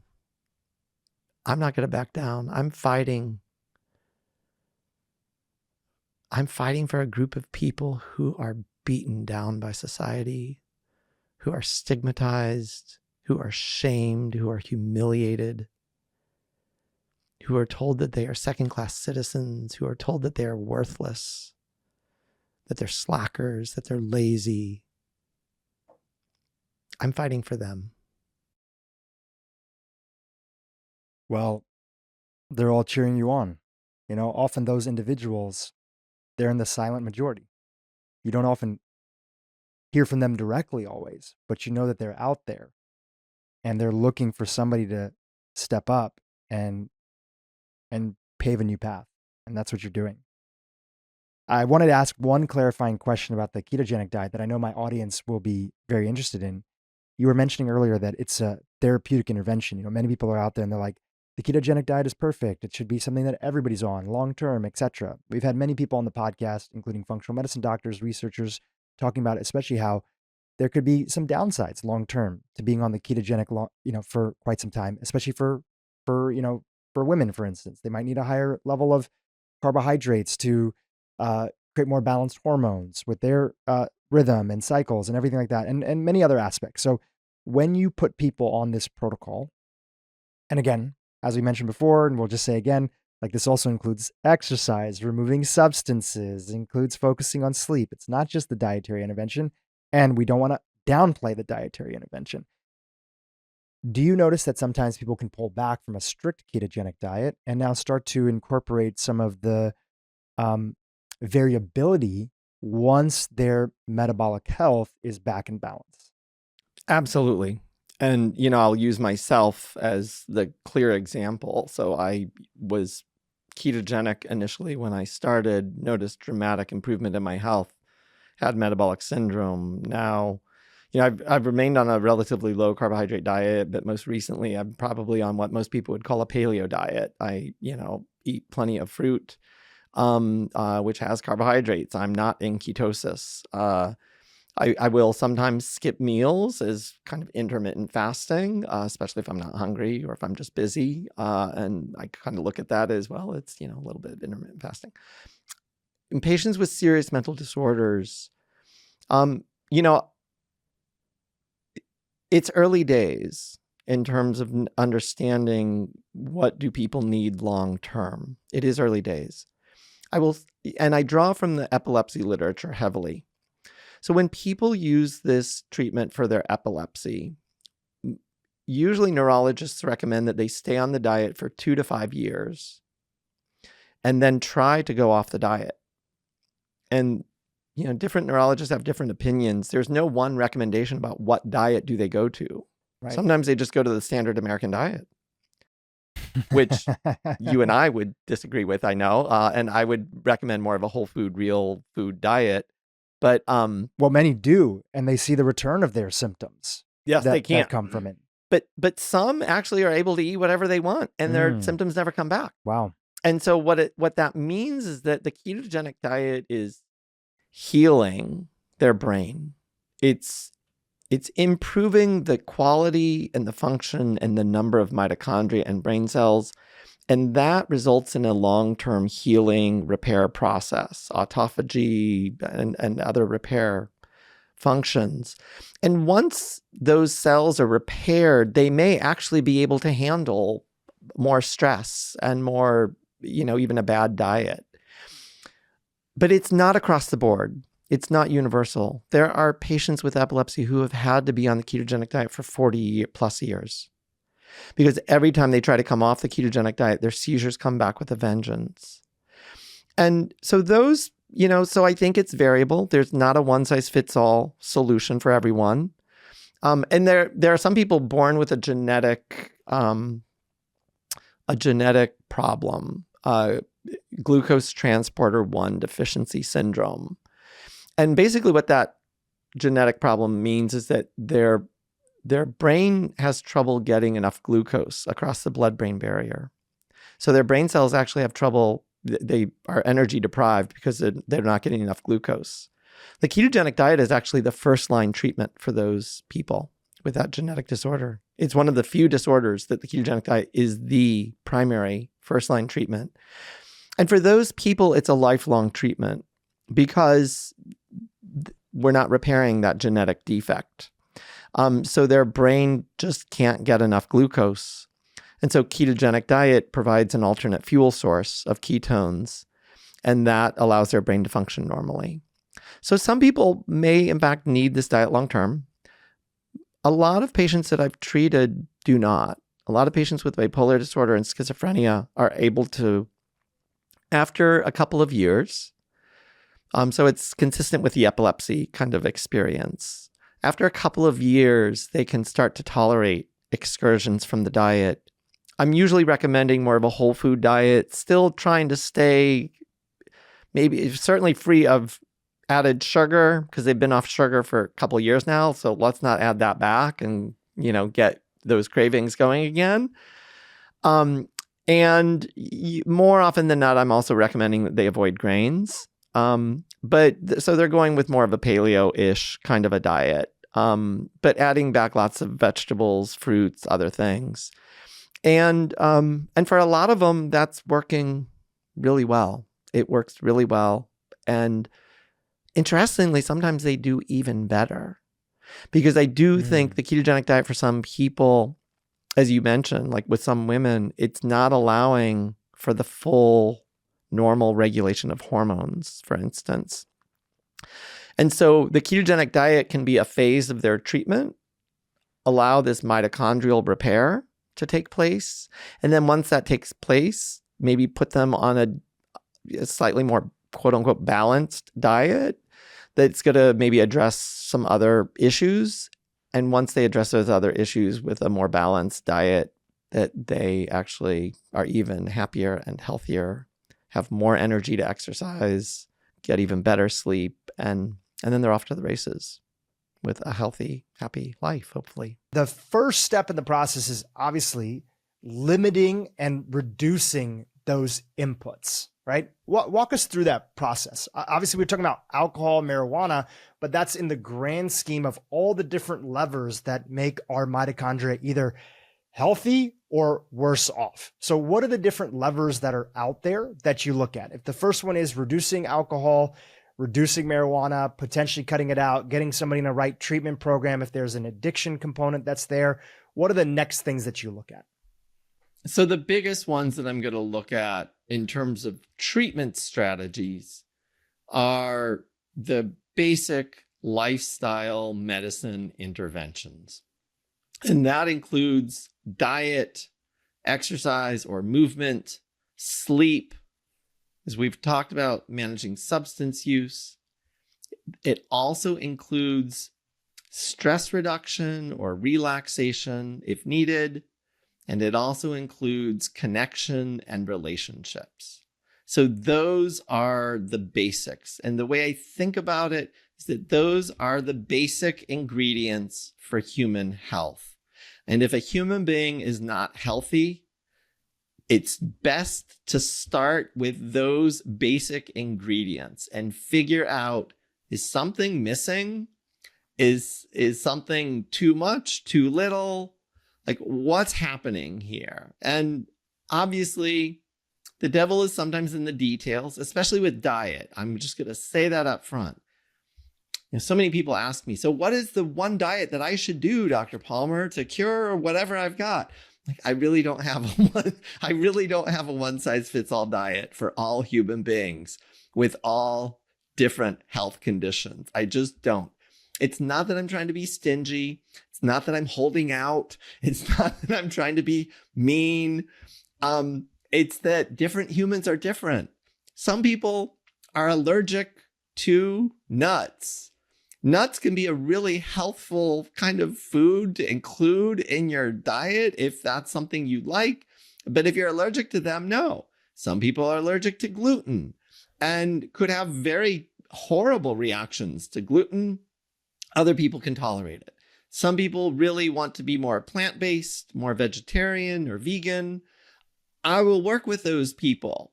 I myself am not vegetarian or vegan. I myself am an omnivore. I eat both animal-sourced and plant-sourced foods. But again, so lots of ways to think about it. Devil's in the details. And at the same time, this information isn't that shocking. Clean, like real food diet. That's the one prescription that I'm usually willing to give. Real food. Eat things that are real food. So stay away from the processed, ultra processed.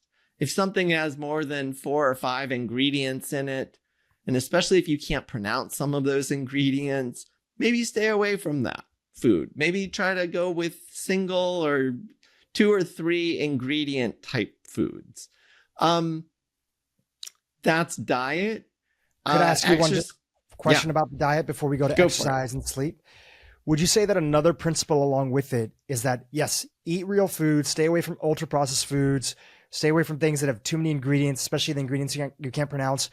And largely, depending on the spectrum of maybe how severe your situation is and what people are going through, but that generally eating a diet that is going to be keeping your blood sugar and improving your metabolic health, especially from an insulin level, right? Which now that might be very complicated for people to hear, but if they're working with somebody or they're generally getting a sense, they're tending to move towards more of a diet that is not constantly throwing their blood sugar on a roller coaster. Is that another part of it? 100%. So the general rule of thumb is that I would say, if you are not mentally healthy and metabolically healthy, so we're looking for good mental health. So you're not having hallucinations or delusions. You're not having manic episodes. You're not having unrelenting depression and suicidality. You're not having panic attacks, like all of the absence of those things. You're generally happy, reasonably calm, feel reasonably safe. So if you have good mental health and you have good metabolic health, so blood sugar is absolutely part of that. Blood pressure is too. Lipids, triglycerides, HDL cholesterol, LDL cholesterol should at least be looked at.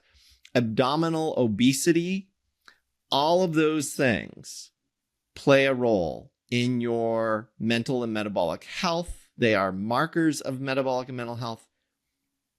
If there are problems in those areas, I want you to assess these basic lifestyle strategies.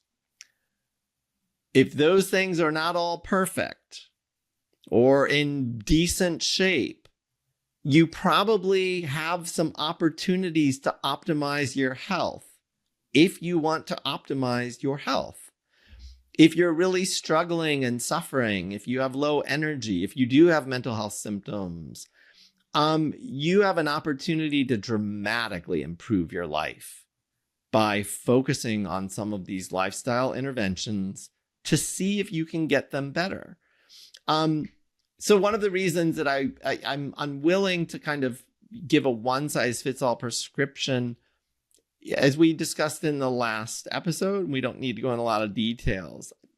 The ketogenic diet, the epilepsy grade version of the ketogenic diet, which is different than the weight loss version of the ketogenic diet, that can be an extraordinarily powerful intervention for patients with severe brain disorders.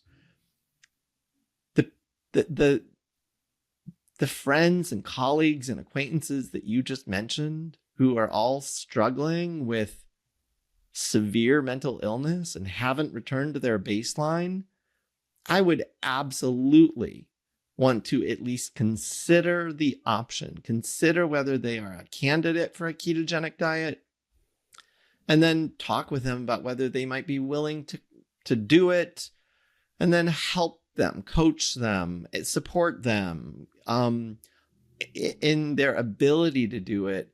But the ketogenic diet can have a profound impact when the brain is harmed and malfunctioning. But does that mean I'm recommending the ketogenic diet to every human being on the planet? Absolutely not. I'm not. If you are following a diet and it is generally consisting of real food and you are generally healthy in terms of mental health and metabolic health, please, by all means, keep doing what you're doing. You are in the select elite group of people who are healthy. 93% of Americans have poor metabolic, at least one of the metabolic health markers, meaning metabolic syndrome, meaning they've got high blood pressure or poor lipids or high glucose levels or insulin resistance or abdominal obesity. They have at least one of those, 93% of Americans. So we have an epidemic of poor metabolic health. And coincidentally, at the same time, we have an epidemic of poor mental health too. Mm. I interrupted you while you were going through the different levers that you have as a psychiatrist who understands and came up with this brain energy theory to help patients move in the right direction. And you started off with diet, and you shared something, again, very powerful that I want to reiterate, is that diet there's no one size fits all, and yet the core pillars and themes around diet is something that truly everybody can embrace. So you can embrace the core pillars and themes regardless of who you are, and then you might need to contextualize it. There's been individuals that have come on this podcast who were in a very severe mental health situation. Hannah Warren, who's written on your website previously, shared her story of her psychotic episodes and her alcohol abuse disorder that she was facing, as well as, not sleeping and a few other things that were there. Somebody like her, she shared that she had to be very strict because she was dealing with a lot. Then there's other individuals, many people. I love your Twitter, your X, and you're always retweeting stories and testimonials for people. If anybody wants inspiration or is looking for guidance in this space, I would highly recommend they follow you on x.com. We'll link to it in the show notes. You've shared stories of people who simply tweak their diet a little bit, increase their exercise, dial in their sleep, which are the next things that we're going to get into, and felt a significant improvement in their mood in a way that they had never anticipated that they would feel. And I love seeing all those examples. So it's almost in a way, the sicker you are, sometimes the stricter you have to be. And then the less sicker you are and the less issues you're dealing with, the more flexibility that there might be that's there. And it could be your diet is pretty good, but there's a few other areas to dial in. So let's walk through those few other areas you were dialing in. I think the next one you were planning on going into was exercise. So exercise, everybody already knows, exercise is good for you. And you have to start somewhere. So if you're already exercising, you may actually have optimized your health as much as possible through exercise. So if you are exercising at least 3 or 4 days a week for at least 30 minutes a day and doing moderate to high intensity exercises, I'm not sure that what I'm going to say necessarily applies to you. You may actually be getting close to the maximal benefit of exercise for yourself. There's a fallacy that doing more is going to be better, and actually you can actually overdo exercise. So doing more, people who exercise excessively actually have been found to have reduced lifespan. They can sometimes be at higher risk for health conditions, like even heart attacks, believe it or not, because exercise is a stress. Exercise takes energy and calories. And we actually have some hardcore cell biology data to suggest that low to moderate levels of exercise are really, really good for your mitochondria. They will improve mitochondrial function, improve the production of new healthy mitochondria so that your cells are more resilient, have better, more healthy mitochondria. But if you over-exercise, it actually can harm and impair your mitochondrial health. You can overdo it. So I just point that out. So if you are somebody who doesn't exercise at all, start low, go slow. Start with something that you can do. Take a walk. Take a walk around the block after dinner. Like, that's a great place to start, right after dinner. Help digest your food. It might get you to stop eating, because a lot of times people like to snack and have desserts and then turn on the television after they eat dinner. And whenever you're watching, if you're just sitting watching television, everybody wants a snack. and so nobody just wants to sit there and just watch. You got to be eating something while you're watching because that's the way to relax. Or you're drinking something like alcohol, or you're smoking some weed to wind down at the end of a stressful day. So usually when people are sitting on a comfortable sofa or lounge chair, whatever they've got, watching television at the end of a hard day, usually some bad habits are happening at the same time. So instead, go for a walk around the block and just get things moving. If nothing else, even if you then go sit down and watch TV and start snacking, at least you didn't do that for 15 extra minutes. You got a little bit of a walk in instead. If you're already doing that, if you're already walking, you want to work your way up. The two types of exercise I would most promote for mitochondrial health, the best evidence that we have. So one is strength training. So muscle is muscle-centric medicine. We've all heard that. So the more muscle you have, the more mitochondria you have. And muscle is an endocrine organ. And actually, mitochondria are playing a powerful role in a lot of those endocrine functions from your muscle cells. So if you grow your muscle size, you will grow mitochondria, and because they have to support those larger muscles. And then that serves as a sink for blood glucose. That helps maintain glucose levels and insulin signaling. And it's good to be strong. So in order to do that, you just need to stress your muscles. You really need to, you don't need to do a lot, but you need to do enough.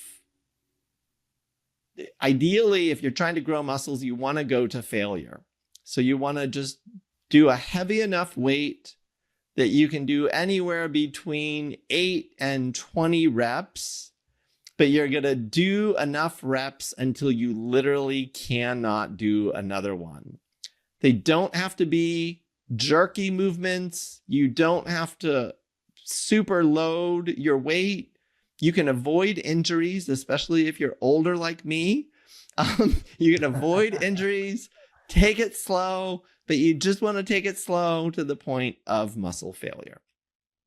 And then as long as you eat enough protein after that and some calories to sustain muscle growth, you will likely build muscle and you'll have more muscle, and that will be good for your metabolic and mental health.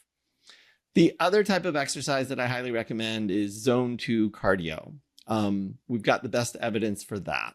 So zone 2 cardio is where you're doing cardio, moderate intensity. You can probably still talk while you're doing it. But that is pretty good for improving mitochondrial health. So if you want to mix it up, a few times a week, you're doing some muscle strength training. A few times a week, you're doing some zone 2 cardio. That would be a pretty optimal exercise plan. And if I could just add something to that, in both the case of zone 2 cardio, which obviously links into if people want to formally measure their capacity for aerobic endurance, they could get like VO2 max testing. It's pretty intricate. The test itself sometimes can be a little bit challenging for people. It's not always available. And there's obviously different proxies that are out there. But the most important thing to know, we've had on individuals like Andy Galpin on the podcast, an expert in this area, is that the most significant return on investment is when people who are in the, let's say, 0 to 10 percentile of cardio health and lung capacity as measured by VO2 max, if they just got to 10 to 15%, they saw massive gains that are there. And why I'm bringing this up is that sometimes people will hear this and think that they have to be perfect, but any amount of physical activity, any amount of walking that you can add in vigorous walking in the case of zone 2, any amount of resistance training you can add in, those things make a huge difference. In fact, there was a study that was just published in the International Epidemiological Association, and it was talking about a big cohort of, I think, like 200,000 American adults that were followed between 2004 up to 2019. And they saw that those who did any amount of weight training, and we'll link to the study in the show notes below, any amount of weight training, any amount of resistance training, compared to those who did none, like did none at all, the individuals who did a little bit of weight training had a 6% lower risk of all-cause mortality, and 8% lower risk of cardiovascular disease and mortality, and a 5% lower risk of cancer mortality. And of the people that they studied, 75% of the people in that cohort of 200,000 that they followed over those years, they were doing nothing. So you went from nothing to just a little bit, and you got all those benefits that were there. And so just a reminder for anybody who's listening, even a little bit makes a huge difference. It does. Yeah, as you said, especially if you're not doing anything. You don't have to be a bodybuilder or a slim model or whatever it is you think you're trying to strive for. All you got to do is just move a little bit to get massive, massive gains. You shared on our podcast last time your groundbreaking brain energy theory that argued that the vast majority of mental disorders are actually metabolic disorders of the brain. What's at stake if we don't fix our mental health challenges that we're experiencing worldwide? The tragic reality is that mental disorders are skyrocketing in prevalence. Over the last 25 years, rates of autism spectrum disorder have quadrupled in the United States. Rates of ADHD are up threefold. So they've tripled. Rates of overdose deaths and deaths of despair. So overdose deaths are up exponentially. Deaths of despair have more than doubled. And that includes statistics on suicide and substance-related deaths. Rates of bipolar disorder, largely thought to be a genetic disorder, have doubled in adults and are up exponentially among children and adolescents. Rates of eating disorders, anorexia, the kind where people are starving themselves to death, those are up exponentially over the last 25 years. And at the same time that the rates of mental illness are increasing, we are delivering more and more mental health treatments. Antidepressant prescriptions are up. We are doling out more antidepressants. We are doling out more antipsychotics. We are doling out more mood stabilizers. We are offering psychotherapy to more and more people. And the rates are going up and the deaths are going up. Something is seriously wrong, and we need a better understanding of what exactly is causing these mental illnesses. And more importantly, what on earth are we going to do about it? And how can we not only more effectively treat these disorders, but how can we prevent these disorders from occurring so much? So there is so much at stake for the world. I share statistics like that. I could get into the finances of that and why the finances matter. But if you or anyone you know has somebody suffering from one of these severe mental illnesses, you know that money is not the main point. These people's lives can be ruined. People are tormented day after day. Their families are tormented, seeing them tormented. Like, these illnesses throw family life into chaos. They cause divorces. They cause people to disown each other. They They cause so much heartbreak and turmoil. We need better solutions. And the reason I get so passionate about this is because I think we have better solutions available today that most people are just completely unaware of. Well, we're going to get into some of those solutions, get a chance to build on our last conversation that we had together. Our last conversation had almost 1 million views, and it just shows how much that people are ready to not only hear this conversation, but how many people are searching for answers. And when it comes to searching for answers, there's a multifaceted approach, as you've shared about in your book and in your many interviews. And last time you were on the podcast, we talked about diet a lot, and we'll touch on diet today, but we're going to continue and talk about additional mitochondrial poisons that are out there that have been abused in society that are a factor in this growing mental health epidemic that we're seeing.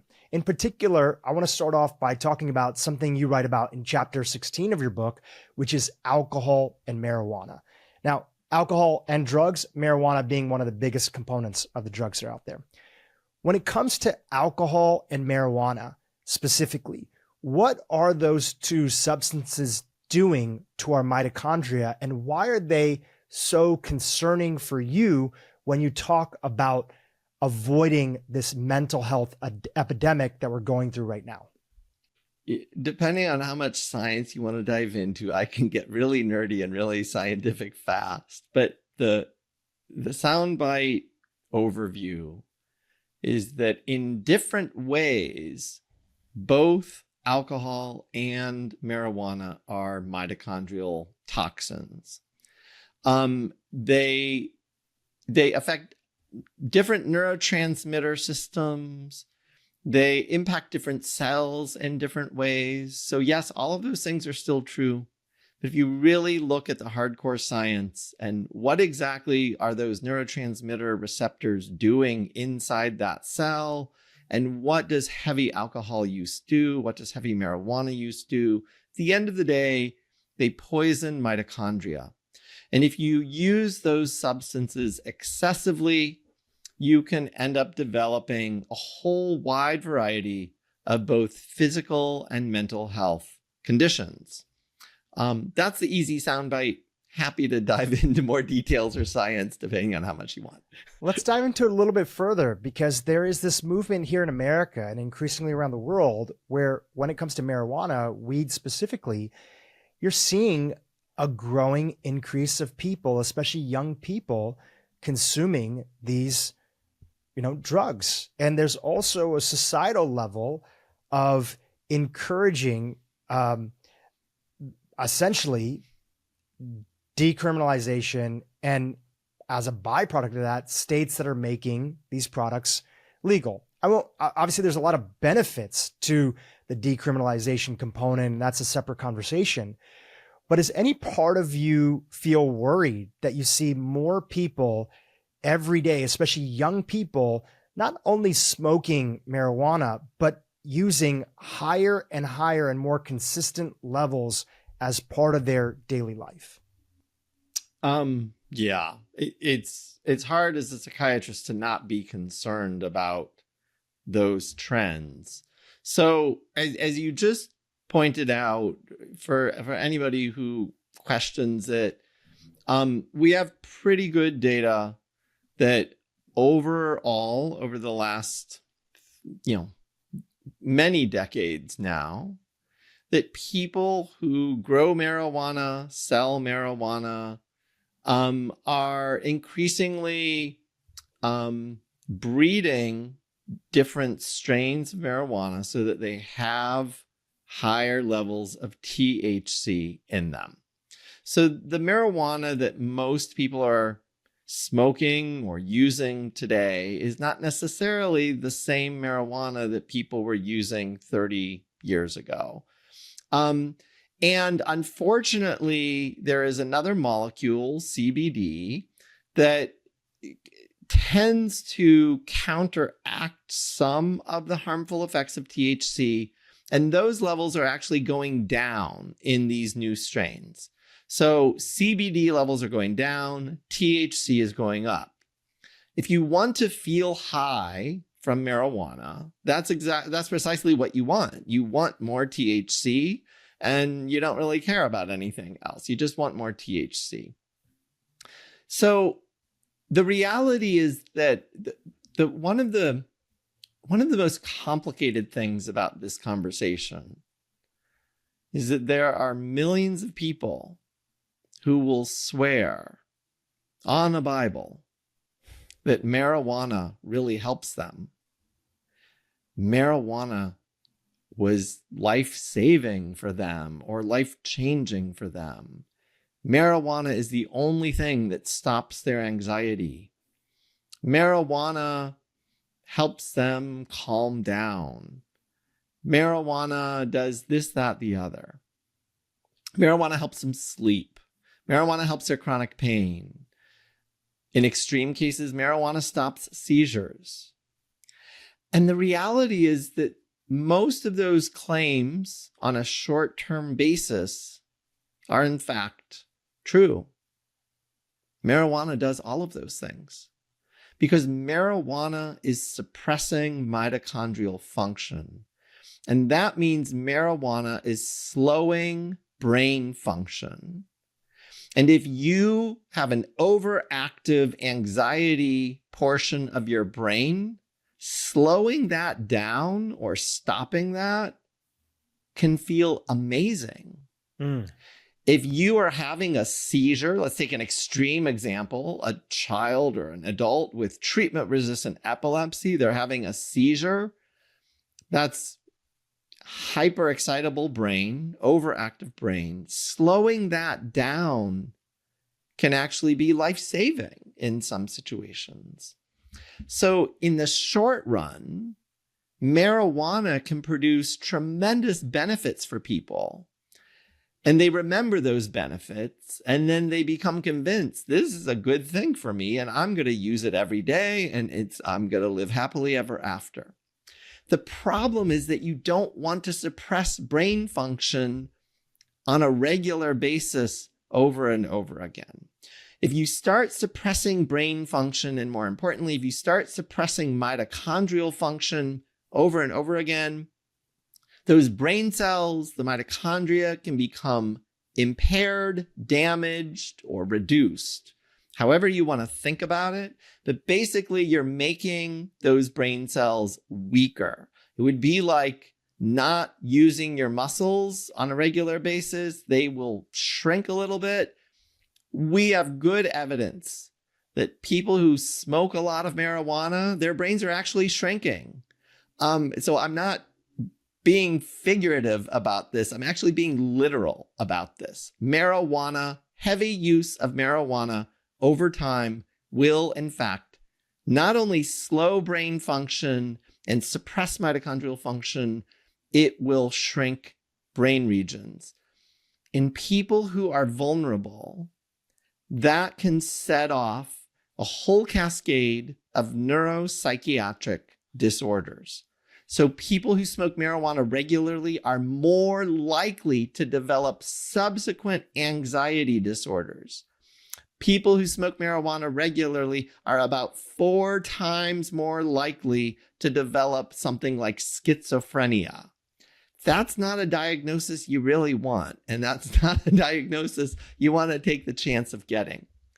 Now, 4 times the rate of an illness that only occurs in 1% of the population is still only 4% of the population. So what does that really mean? That means the overwhelming majority of people who smoke marijuana are not going to get schizophrenia. So I want to be clear. I'm not saying that like everybody who smokes regularly is going to get schizophrenia. I want to be clear about that. But suppressing brain function is a rule of thumb. If you are trying to live your best life, you actually want your best brain. And suppressing your brain function is not going to give you your best brain. It is going to give you a chillaxed, impaired brain, or potentially a damaged brain that results in a crippling illness like schizophrenia, or maybe something more mild like just panic disorder or anxiety or depression or other things. So As a rule of thumb, yes, I'm very concerned about the trends of more and more young people in particular, because their brains are vulnerable and they just have so much more of life to live. So that means they've got a lot more years to be smoking, and that means they've got a lot more years to end up harming their brain. I think the biggest problem is that mental disorders are actually metabolic disorders of the brain.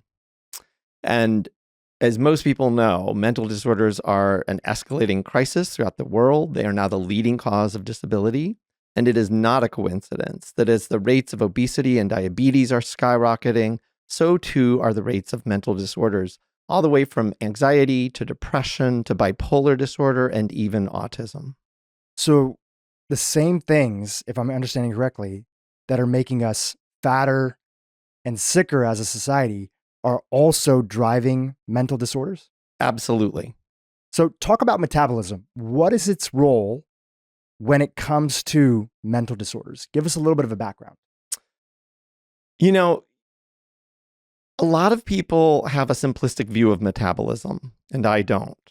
So a lot of people think about metabolism as burning calories, and it relates to how much people weigh. So if you have a high metabolism, you're going to be skinny no matter how much you eat. And if you have a low metabolism, you're probably going to be fat no matter how little you eat. And there's no doubt that metabolism relates to burning calories and to how much we weigh. But metabolism is much, much more than that. In many ways, metabolism is fundamental to the definition of living organisms. So in a way, it's the process that all living organisms use to take food and convert it into energy or building blocks that we use to maintain or grow cells. And it's also the management of waste products. And so in this sense, it's actually obvious that mental disorders are related to metabolism, because metabolism has a direct influence on the function and even the structure of all living cells. And that includes brain cells and neurons. And so if there are metabolic problems, there will be problems in the way the brain functions. So I think a good way to understand this is to talk a little bit about a patient that found his way to you and came to you initially for weight loss and his weight loss journey, and talk to us about who this patient was and what you put him through and the unintended positive consequences that happen from working with this patient. Yeah. So this is a real patient. I'm going to call him Tom. But Tom had actually been a patient of mine for over 8 years at this point. He had schizoaffective disorder. He was 33 years old. And schizoaffective disorder is a cross between schizophrenia and bipolar disorder. He had daily hallucinations and delusions, and he was really tormented by his illness. He was essentially a hermit. He was terrified to go out in public because he was convinced everybody was out to get him, that people could read his thoughts, people were trying to hurt him. There were these technologies that could broadcast his thoughts to everybody in the world. And this man had tried 17 different medications, but none of them stopped his symptoms. They did cause him to gain a lot of weight. And so weighing 340 pounds, he asked for my help to lose weight. He had already tried several other weight loss methods without success, and so we decided to try the ketogenic diet. Within 2 weeks, not only did he start losing weight, but I began to notice a remarkable antidepressant effect in him. He started making better eye contact, he was talking more, was just a lot more positive. But he was still psychotic. He was still having hallucinations and delusions. The most shocking thing to me was that at about 6 to 8 weeks into it, he spontaneously reported that his long-standing, chronic, decade-long hallucinations were going away, and that his paranoid delusions were also going away. He began to realize they weren't true and probably never had been. This man went on to lose 160 pounds now and has kept it off to this day. But he was able to do things he hadn't been able to do since the time of his diagnosis. He was able to complete a certificate program, go out in public without being terrified and paranoid. He was able to perform improv in front of a live audience.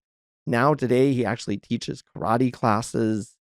He was able to do things that he had never been able to do, regardless of all of the treatments that he had tried in psychiatry. And that completely upended everything that I knew as a psychiatrist.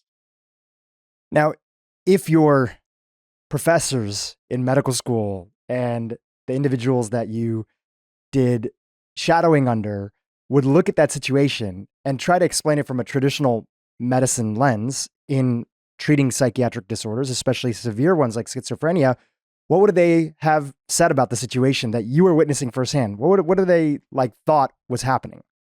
At first glance, without a scientific understanding or a scientific explanation of what happened, which I now have, if I just told them I put a patient on a diet and he got dramatically better, they would say, Chris Palmer, you're crazy. You are crazy. Have you gotten yourself checked out? Because that's impossible. If they determined that I wasn't crazy, they probably would have said it's a placebo effect. It must be a placebo effect. Weight loss is really hard. It takes a lot of effort. People start to feel a little better. So maybe he's just reporting that his symptoms are better when in fact they aren't. They might have speculated that maybe he never had schizophrenia to begin with. Some might have speculated maybe he had vitamin B12 deficiency. He was a zebra in the schizophrenia world. He was a zebra. He had a rare nutritional deficiency, like vitamin B12 deficiency, and your change in diet corrected that vitamin deficiency that had been unrecognized and undiagnosed. And maybe that's why he got better.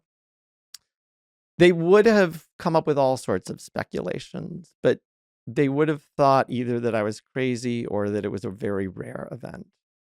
Well, you actually had a little moment not where you thought you were crazy, but you were like, am I seeing things? And you had to confer with his family member. Are you also seeing this too? Are you seeing that this patient is getting better?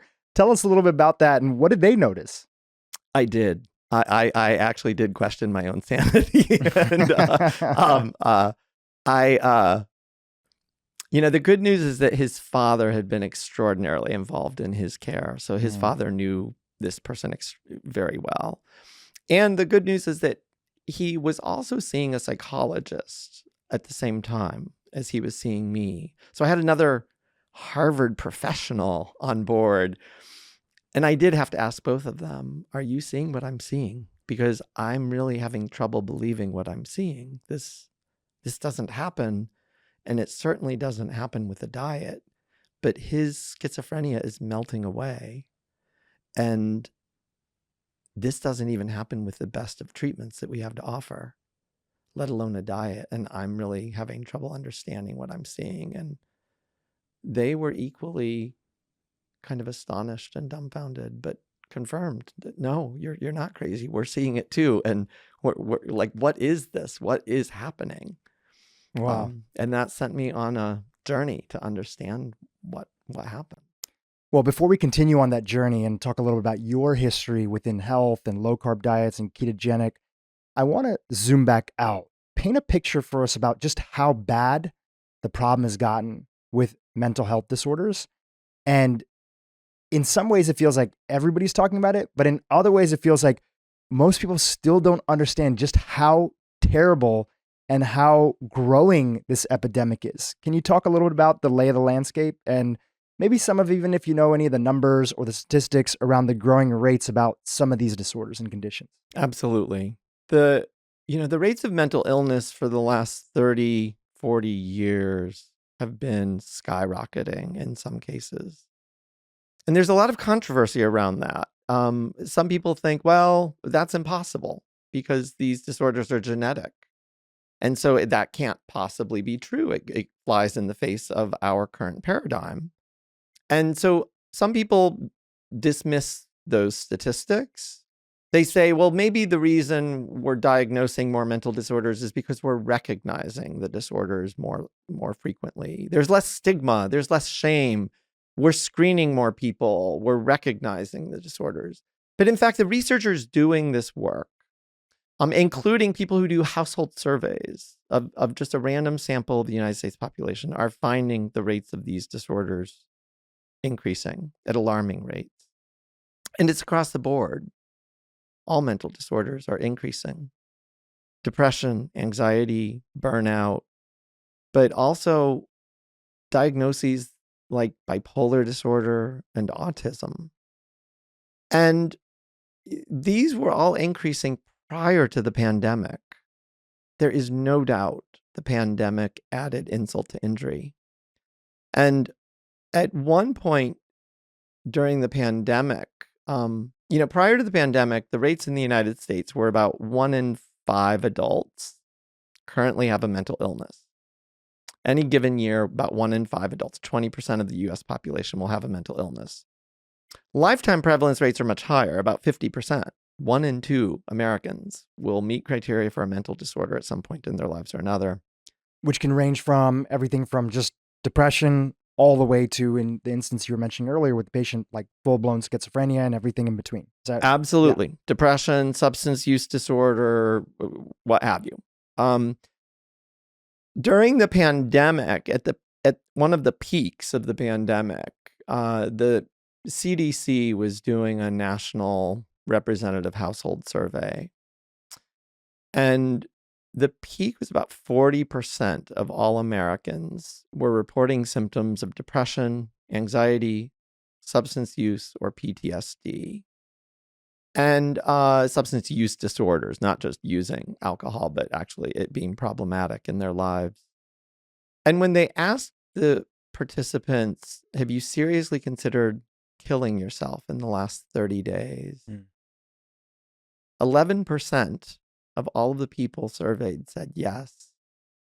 And 25% of those people aged 18 to 25 said yes.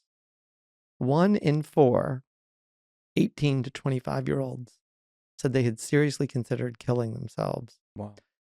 The rates have come down a little bit since then, but they have not returned to their quote-unquote baseline rates.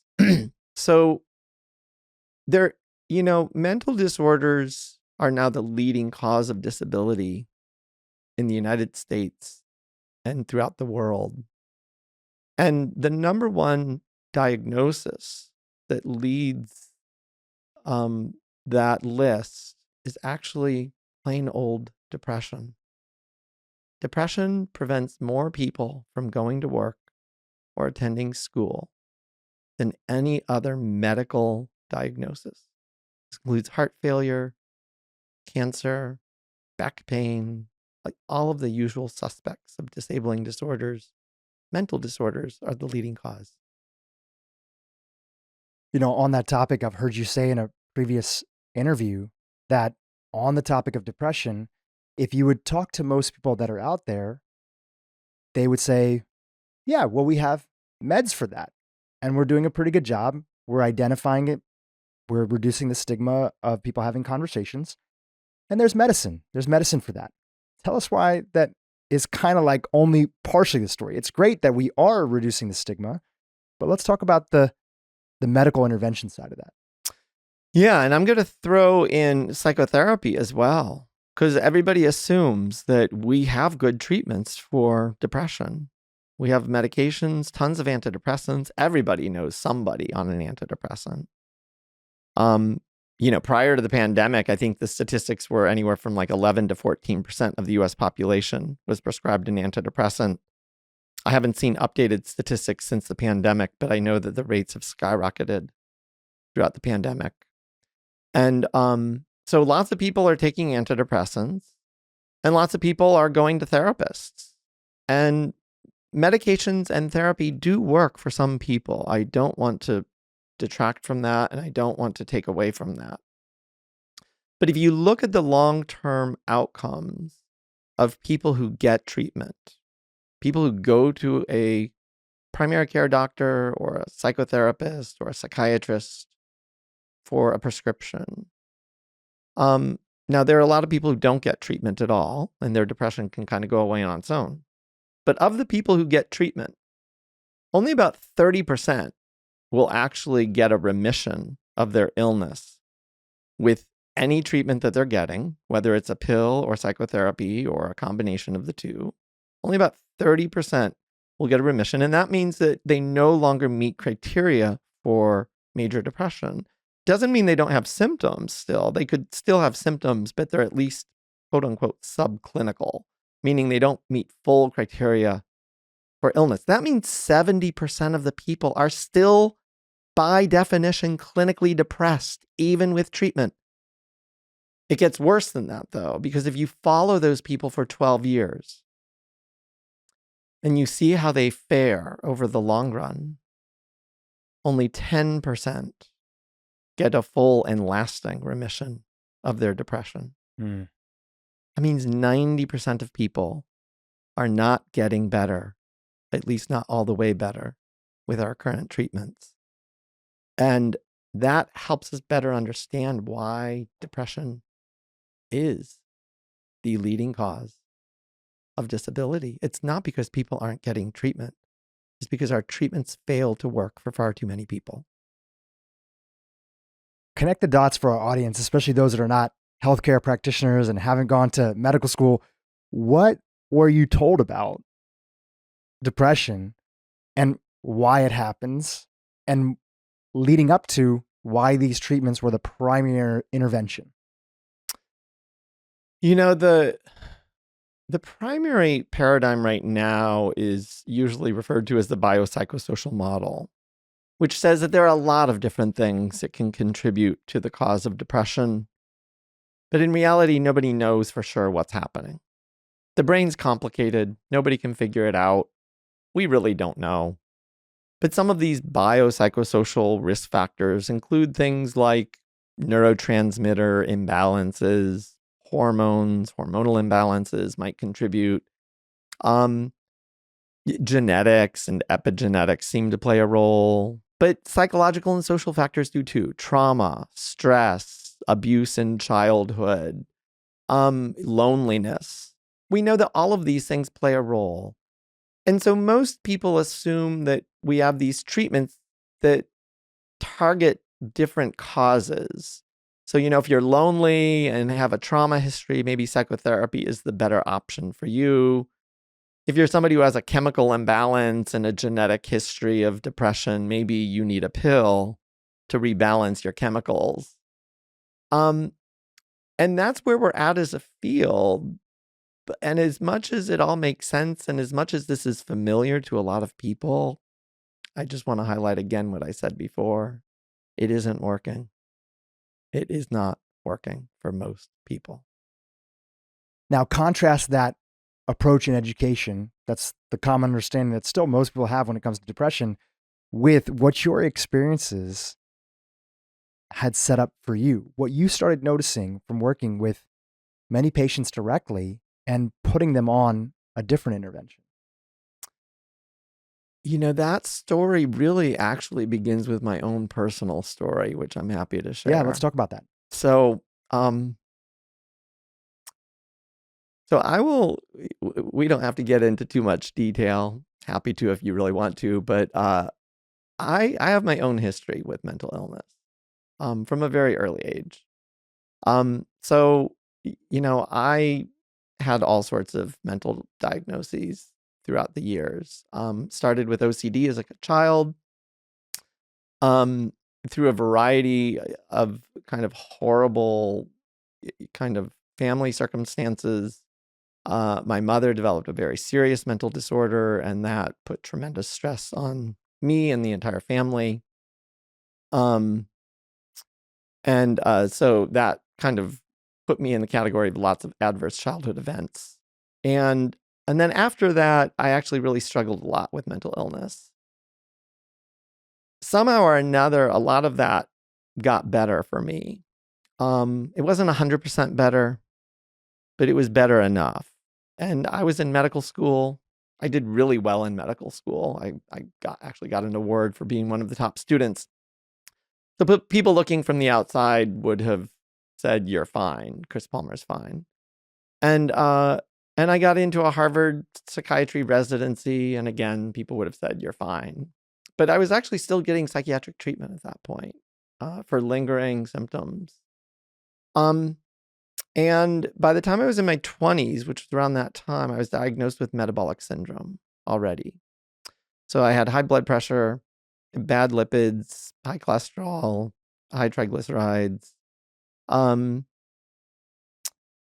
had prediabetes, and I'd been on a really low fat diet, and I exercised regularly, and those weren't working for me.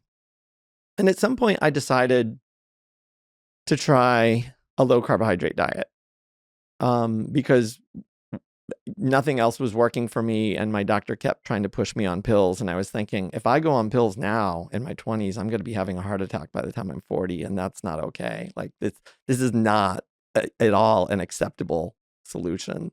And if I could jump in, sorry for the interruption, what even placed the seed in your head that the low carbohydrate diet was something to explore? Do you remember reading anything? Do you remember coming across something, talking to somebody? It was all quackery at that point. Actually, it was so at that point it was primarily known as the Atkins diet. Yeah, and this was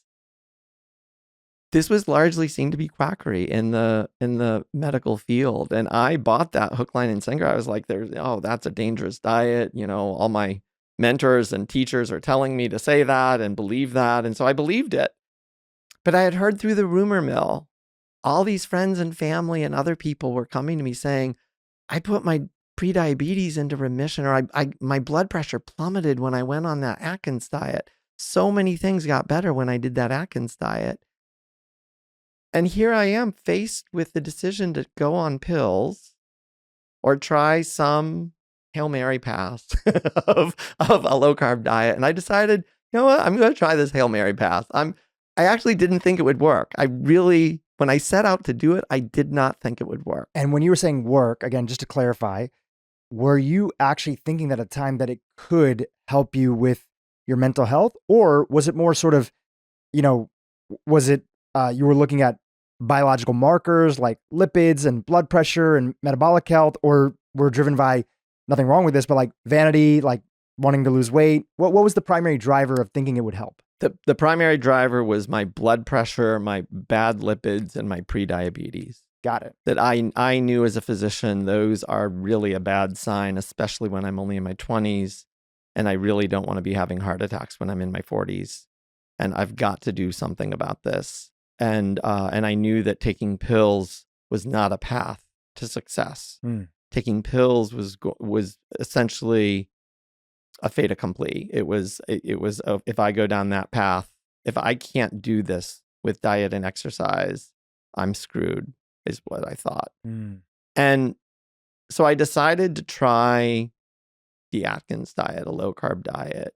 And I did kind of a lower, still avoided saturated fat at that point. I was trying to, but I was eating eggs every morning, which was completely against the standard dietary advice at that point. And lo and behold, within 3 months, my metabolic syndrome was gone. Completely gone. All of it. And because we've done a lot of episodes on this topic and we've gotten kind of deep into the biomarkers with different people, what were the things that you were looking at? So metabolic syndrome can be like high fasting insulin. It can be out of balance sort of cholesterol markers and LDL. Sometimes even people throw in things like lipoprotein B. That's more of a newer thing that wasn't kind of looked at back then. So what within that got better that you saw? And of course, as you mentioned, blood pressure. The things that got better were my prediabetes went away. So my blood sugars were normal. Nobody that I know was measuring insulin levels back then. So is that A1C? A1C. Okay, A1C. A1C was dramatically better. And also, was that like your fasting glucose? Were you looking at that as well at the time? I was looking at fasting glucose when I went to the doctor for labs. I didn't have a glucometer or anything, but those got better.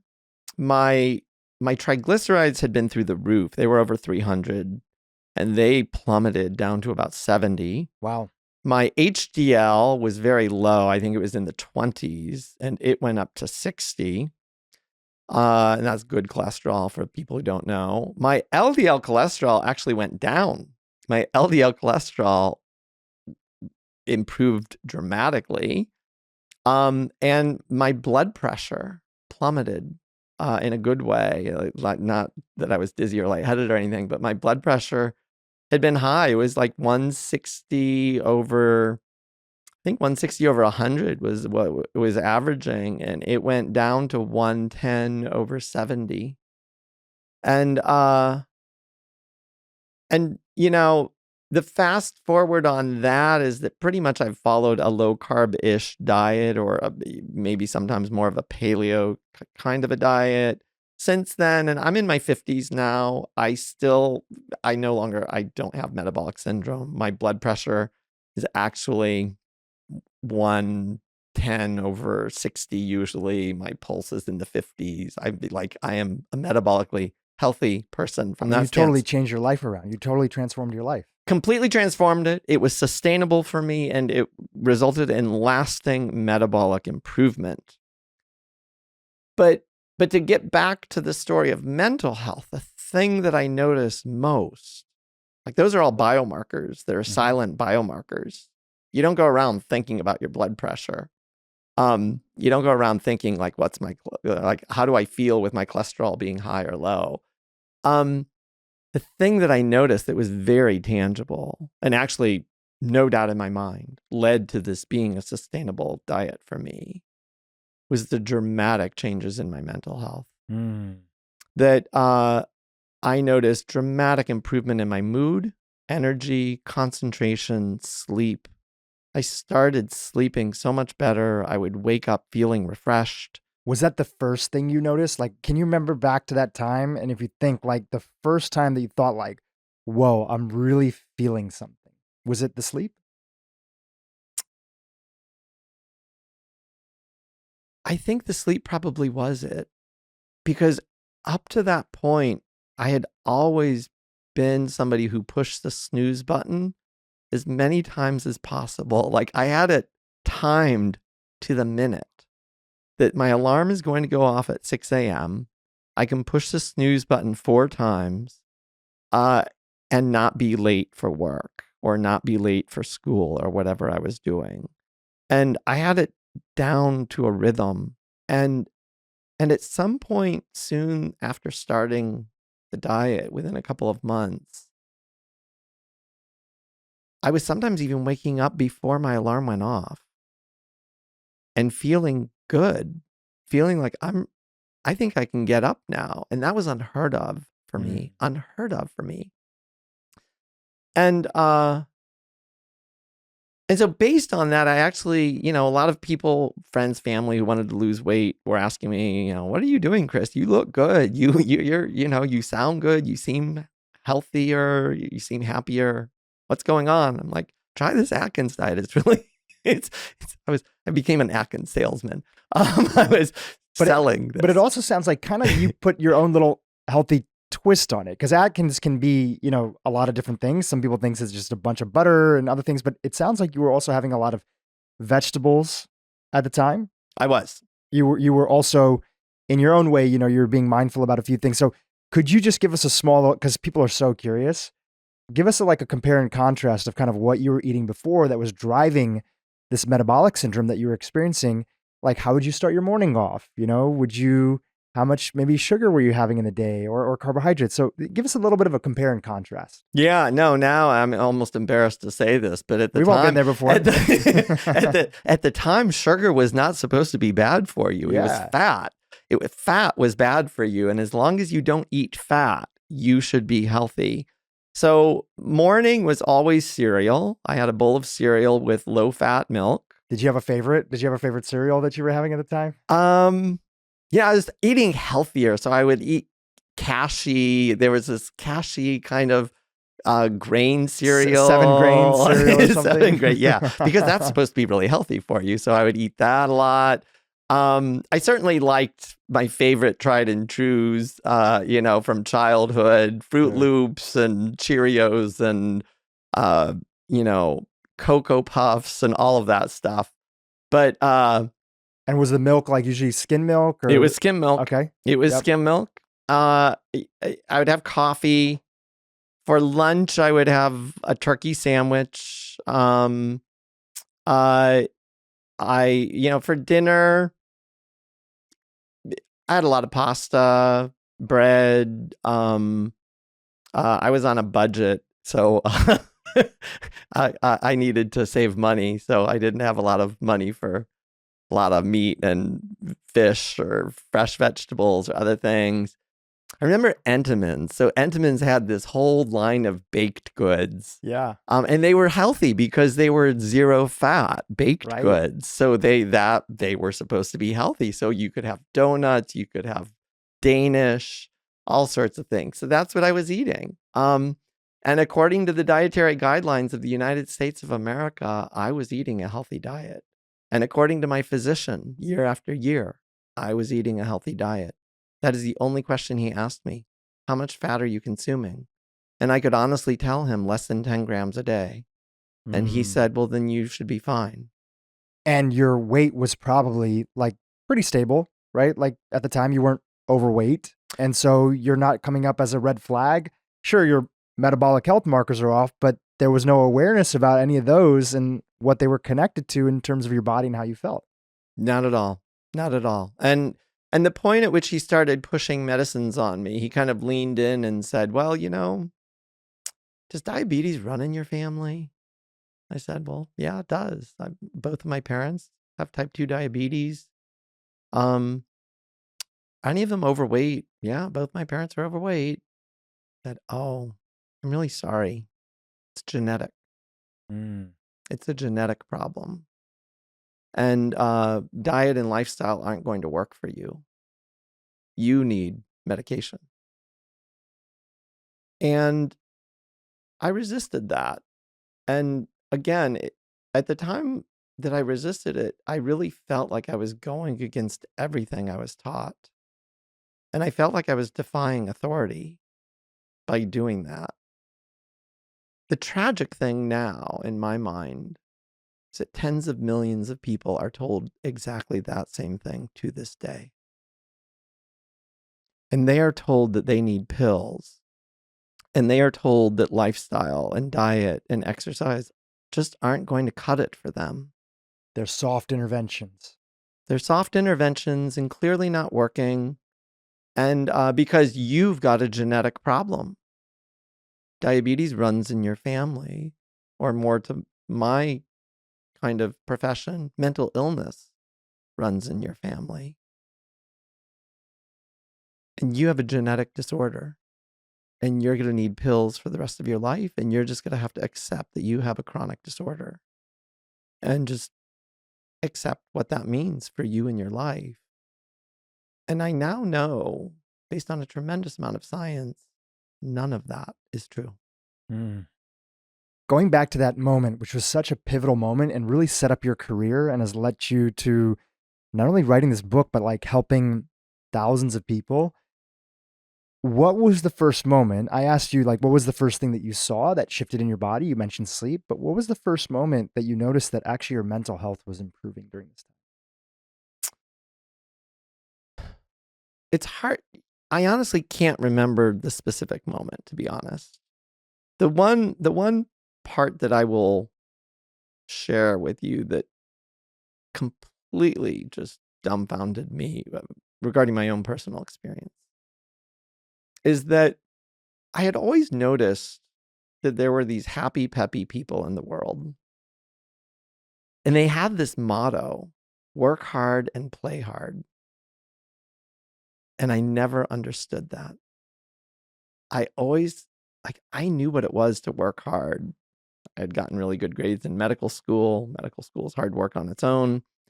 So I knew all about discipline. I knew all about hard work. I fully understood that. But I was exhausted after working so hard. I didn't have energy to go play hard. And I couldn't understand why on earth would anyone want to play hard? Aren't you tired? Aren't you tired from working hard? You can't be working all that hard if you're playing. Like it's got to be one or the other. Like nobody's got this unlimited energy. to do all of it. And I had this model in my mind that there are kind of haves and have-nots in the world. There are people who are born privileged, maybe because of genes or upbringing or social class or something. And they just have privileged lives, and they're the ones who get to be happy and peppy, and they're the ones who get to work hard and play hard. And I always knew that I was not one of those people.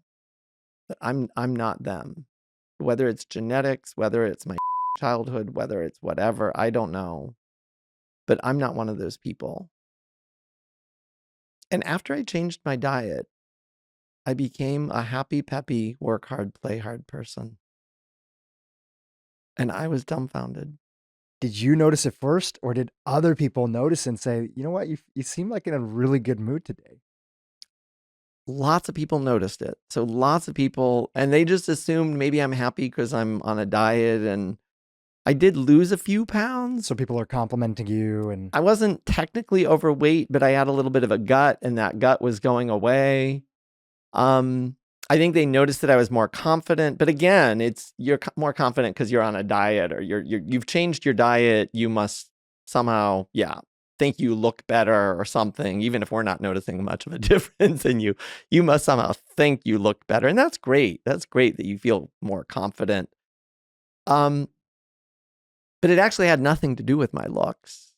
It had nothing to do with athletic ability. It had nothing to do with any of that. It was really just an internal state. It was internally how I felt, my brain function, my ability to focus and concentrate, just my natural ability. I wasn't doing anything to get better sleep. I was just falling asleep more easily and sleeping more soundly through the night and waking up feeling refreshed. I wasn't doing anything to earn that or get that. It was just a benefit, a side benefit that I noticed.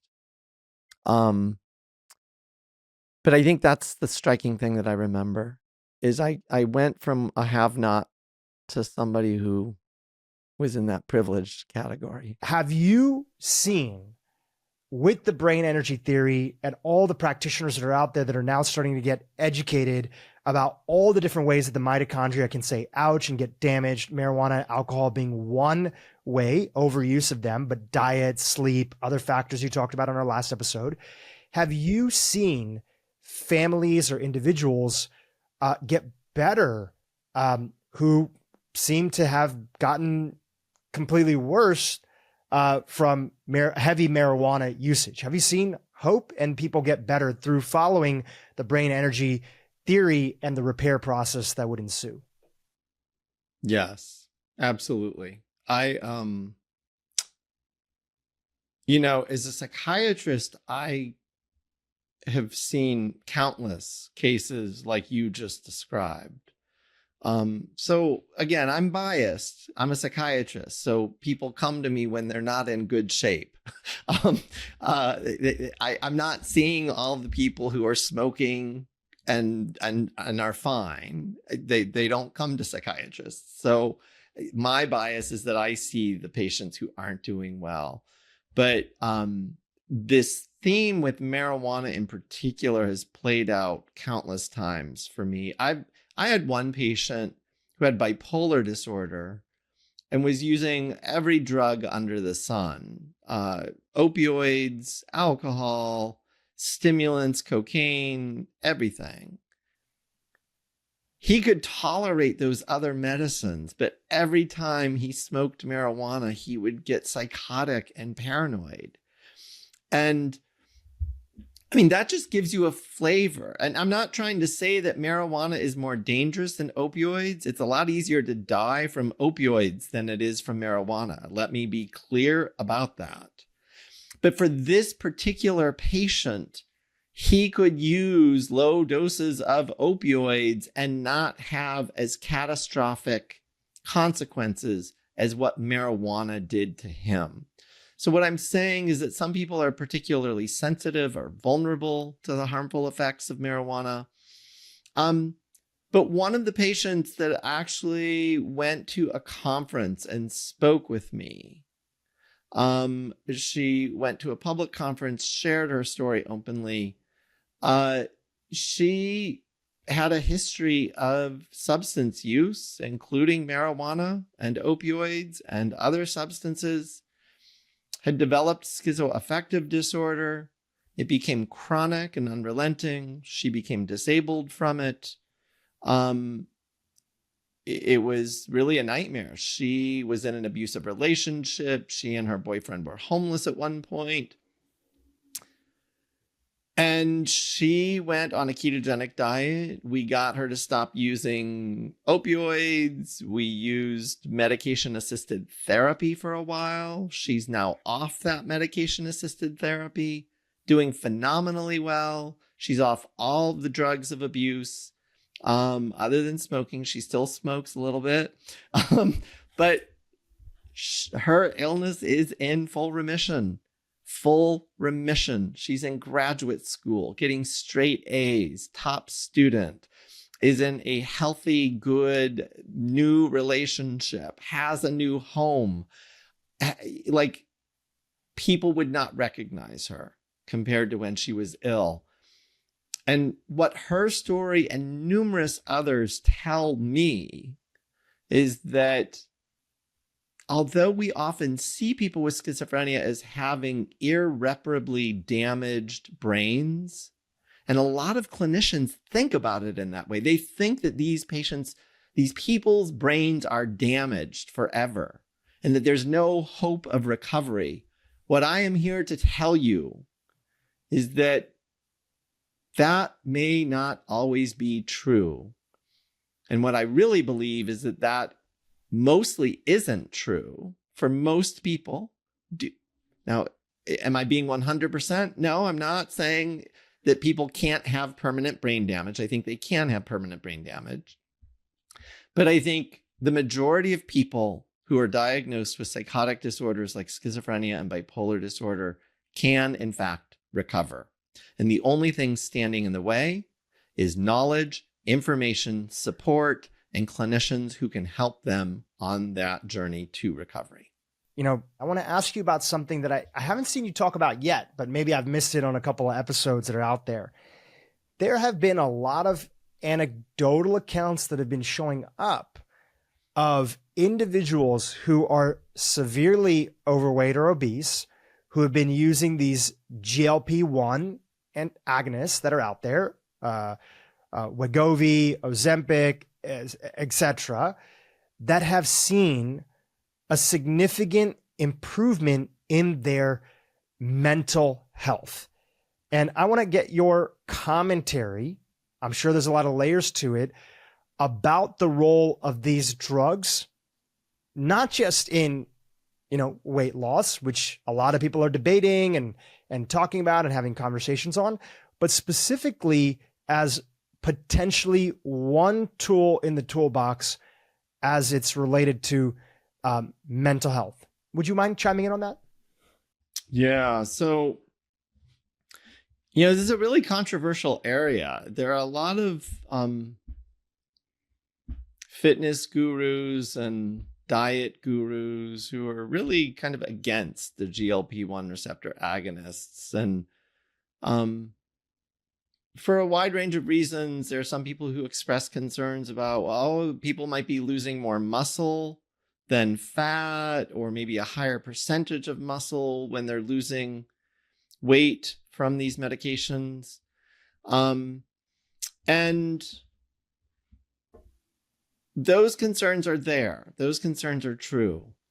And I want to just be the first to say, I have gotten patients with schizophrenia to lose 160 pounds and keep it off for 7 years without any medication assistance. So my first go-to is not to put people on medications to help them lose weight. My first go-to is lifestyle strategies, because I know they can work. And if I can get patients with schizophrenia to do it, guess what? You can probably do it too. And it's nothing, I'm not trying to disparage or put down people with schizophrenia, but that is a pretty profound disorder. that comes with heavy medication burden, that causes weight gain, that causes sedation, that causes cognitive impairment. And so they really are at a disadvantage when it comes to weight loss. That's just a fact. And I am a champion for people with schizophrenia. So I just want to put that out there. If the way I said that turned you off or made you feel like I'm putting people with schizophrenia down, I'm not. I'm a champion for them. And if they can do it, you can do it too. With that said, so the FDA and the European Union have raised concerns about anecdotal case reports of people saying they went on weight loss drugs like Wegovy and other Ozempic, and they developed suicidal thinking. And so since that time, so these are a handful of case reports. Obviously, there's a concern that, well, maybe that's just the tip of the iceberg, and maybe this is a really concerning area. There's been one meta-analysis that I saw that looked at patients with type 2 diabetes who used GLP-1 receptor agonists versus something else, some other medication to treat their type 2 diabetes. And they looked at the signal for both depression and suicidal thinking. And in fact, in that meta-analysis, patients who were prescribed GLP-1 receptor agonists had lower rates of depression and lower rates of suicidal thinking than patients who were prescribed other medications for their type 2 diabetes. So that meta-analysis says, it doesn't say that these anecdotal cases aren't true. Patients can use antidepressants, and 90% of patients who use antidepressants might say, this is really helping me and it has reduced my suicidal thinking. But other patients using antidepressants can say, this caused all sorts of horrible psychiatric symptoms in me. It caused suicidal thinking in me. And both of those statements can be true. Some people can benefit from medications, even though other people might be harmed by them. And I think that we need to remember these nuanced kind of perspectives when we're talking about medications. Again, everybody wants the simple answer, like, give me a yes or no, Chris. Is it yes or is it no? And I'm like, well, really depends. I can't give you a yes or no. And if you go on this medication and start having suicidal thoughts, stop it. Let's just use some common sense, maybe. These medications are the biggest area of interest is these medications for addiction. So substance use disorders, alcohol use disorder, but cocaine, smoking cigarettes, marijuana dependence, opioid dependence. We actually have clinical trials underway for all of those right now because there are animal models showing that GLP-1 receptor agonists reduce reward cravings for substances of abuse. Some think that might be how they are reducing weight, is that they are reducing the rewarding effects of food and or the craving for food. And at the same time they're doing that, it's the same pathways in the brain. At the same time they're doing that, they might also reduce cravings for nicotine or alcohol or cocaine or other substances. So those trials are underway. We have lots of anecdotal case reports. The New York Times did like a front page story of people went on Wegovy for weight loss and they kicked their alcoholism. They overcame their alcoholism. They hadn't planned to, they didn't intend it, but they just noticed, wow, I'm not really wanting to drink that much anymore. What happened? I used to be such a heavy drinker. And there are trials of GLP-1 receptor agonists for severe mental illnesses, bipolar and schizophrenia. I think a lot of people are really interested in them more from can they prevent the weight gain and the other metabolic side effects of the medications that we commonly prescribe patients with those disorders. But But increasingly, there's reason to believe that if the GLP-1 receptor agonists are in fact helping to improve metabolism, that they may actually improve brain function as well. These medications are unequivocally impacting mitochondrial function. And that might be a way to help us understand, why would one medication treat type 2 diabetes and weight loss and cardiovascular disease and all of these different mental illnesses? There are trials underway for Alzheimer's disease, GLP-1 receptor agonists to prevent Alzheimer's disease or potentially slow it. Why would one medication do all of those things? Brain energy ties all of those things together and says that they are all metabolic and or mitochondrially related.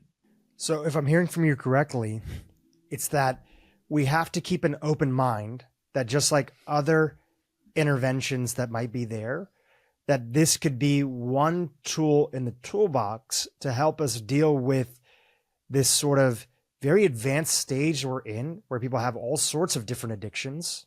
Could be traditional drugs, alcohol, substances. But of course, the number one addiction is the sort of processed food movement that's out there.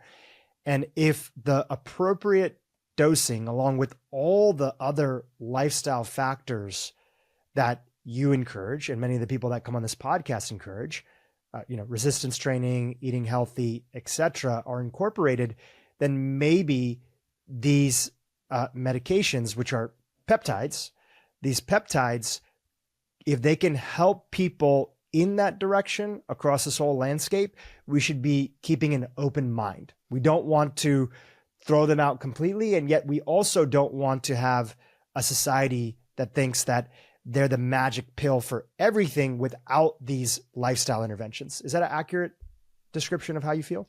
100%, especially that last one. So it's not that people get to inject themselves with GLP-1 receptor agonists and then go out and eat bags of Doritos and drink milkshakes and all of that. So the GLP-1 receptor agonists are definitely a tool in the toolbox. I don't think it's fair to anyone to say that we should not use them ever. Again, my bias as a clinician is I have one patient on them prescribed by his endocrinologist for his type 2 diabetes. But as a rule of thumb, I'm not using it for my other patients, and I'm helping most of my patients lose weight and keep it off and do it pretty effectively. So I'm not a huge fan of jumping out and putting everybody on GLP-1 receptor agonists, but I also don't want to stand in the way of people having access to them. And if they don't have the support or education, or if they feel like they've tried to do the work and it's just, they're not capable of it, it's too hard, they're too stressed, it just isn't working out for them. If these medications, if these peptides can give them the edge they need to start making progress, I almost want to say who would be opposed to that, but obviously there are a lot of people opposed to it. So, but let's promote human health with whatever tools, resources people need. Hey, YouTube, if you enjoyed what you just saw, keep watching for more great content on how to improve your brain and your life. I direct my energy to what I'm excited about. And for so many people, they wake up and they go to darkness, they go to negativity, they go to what they're worried about.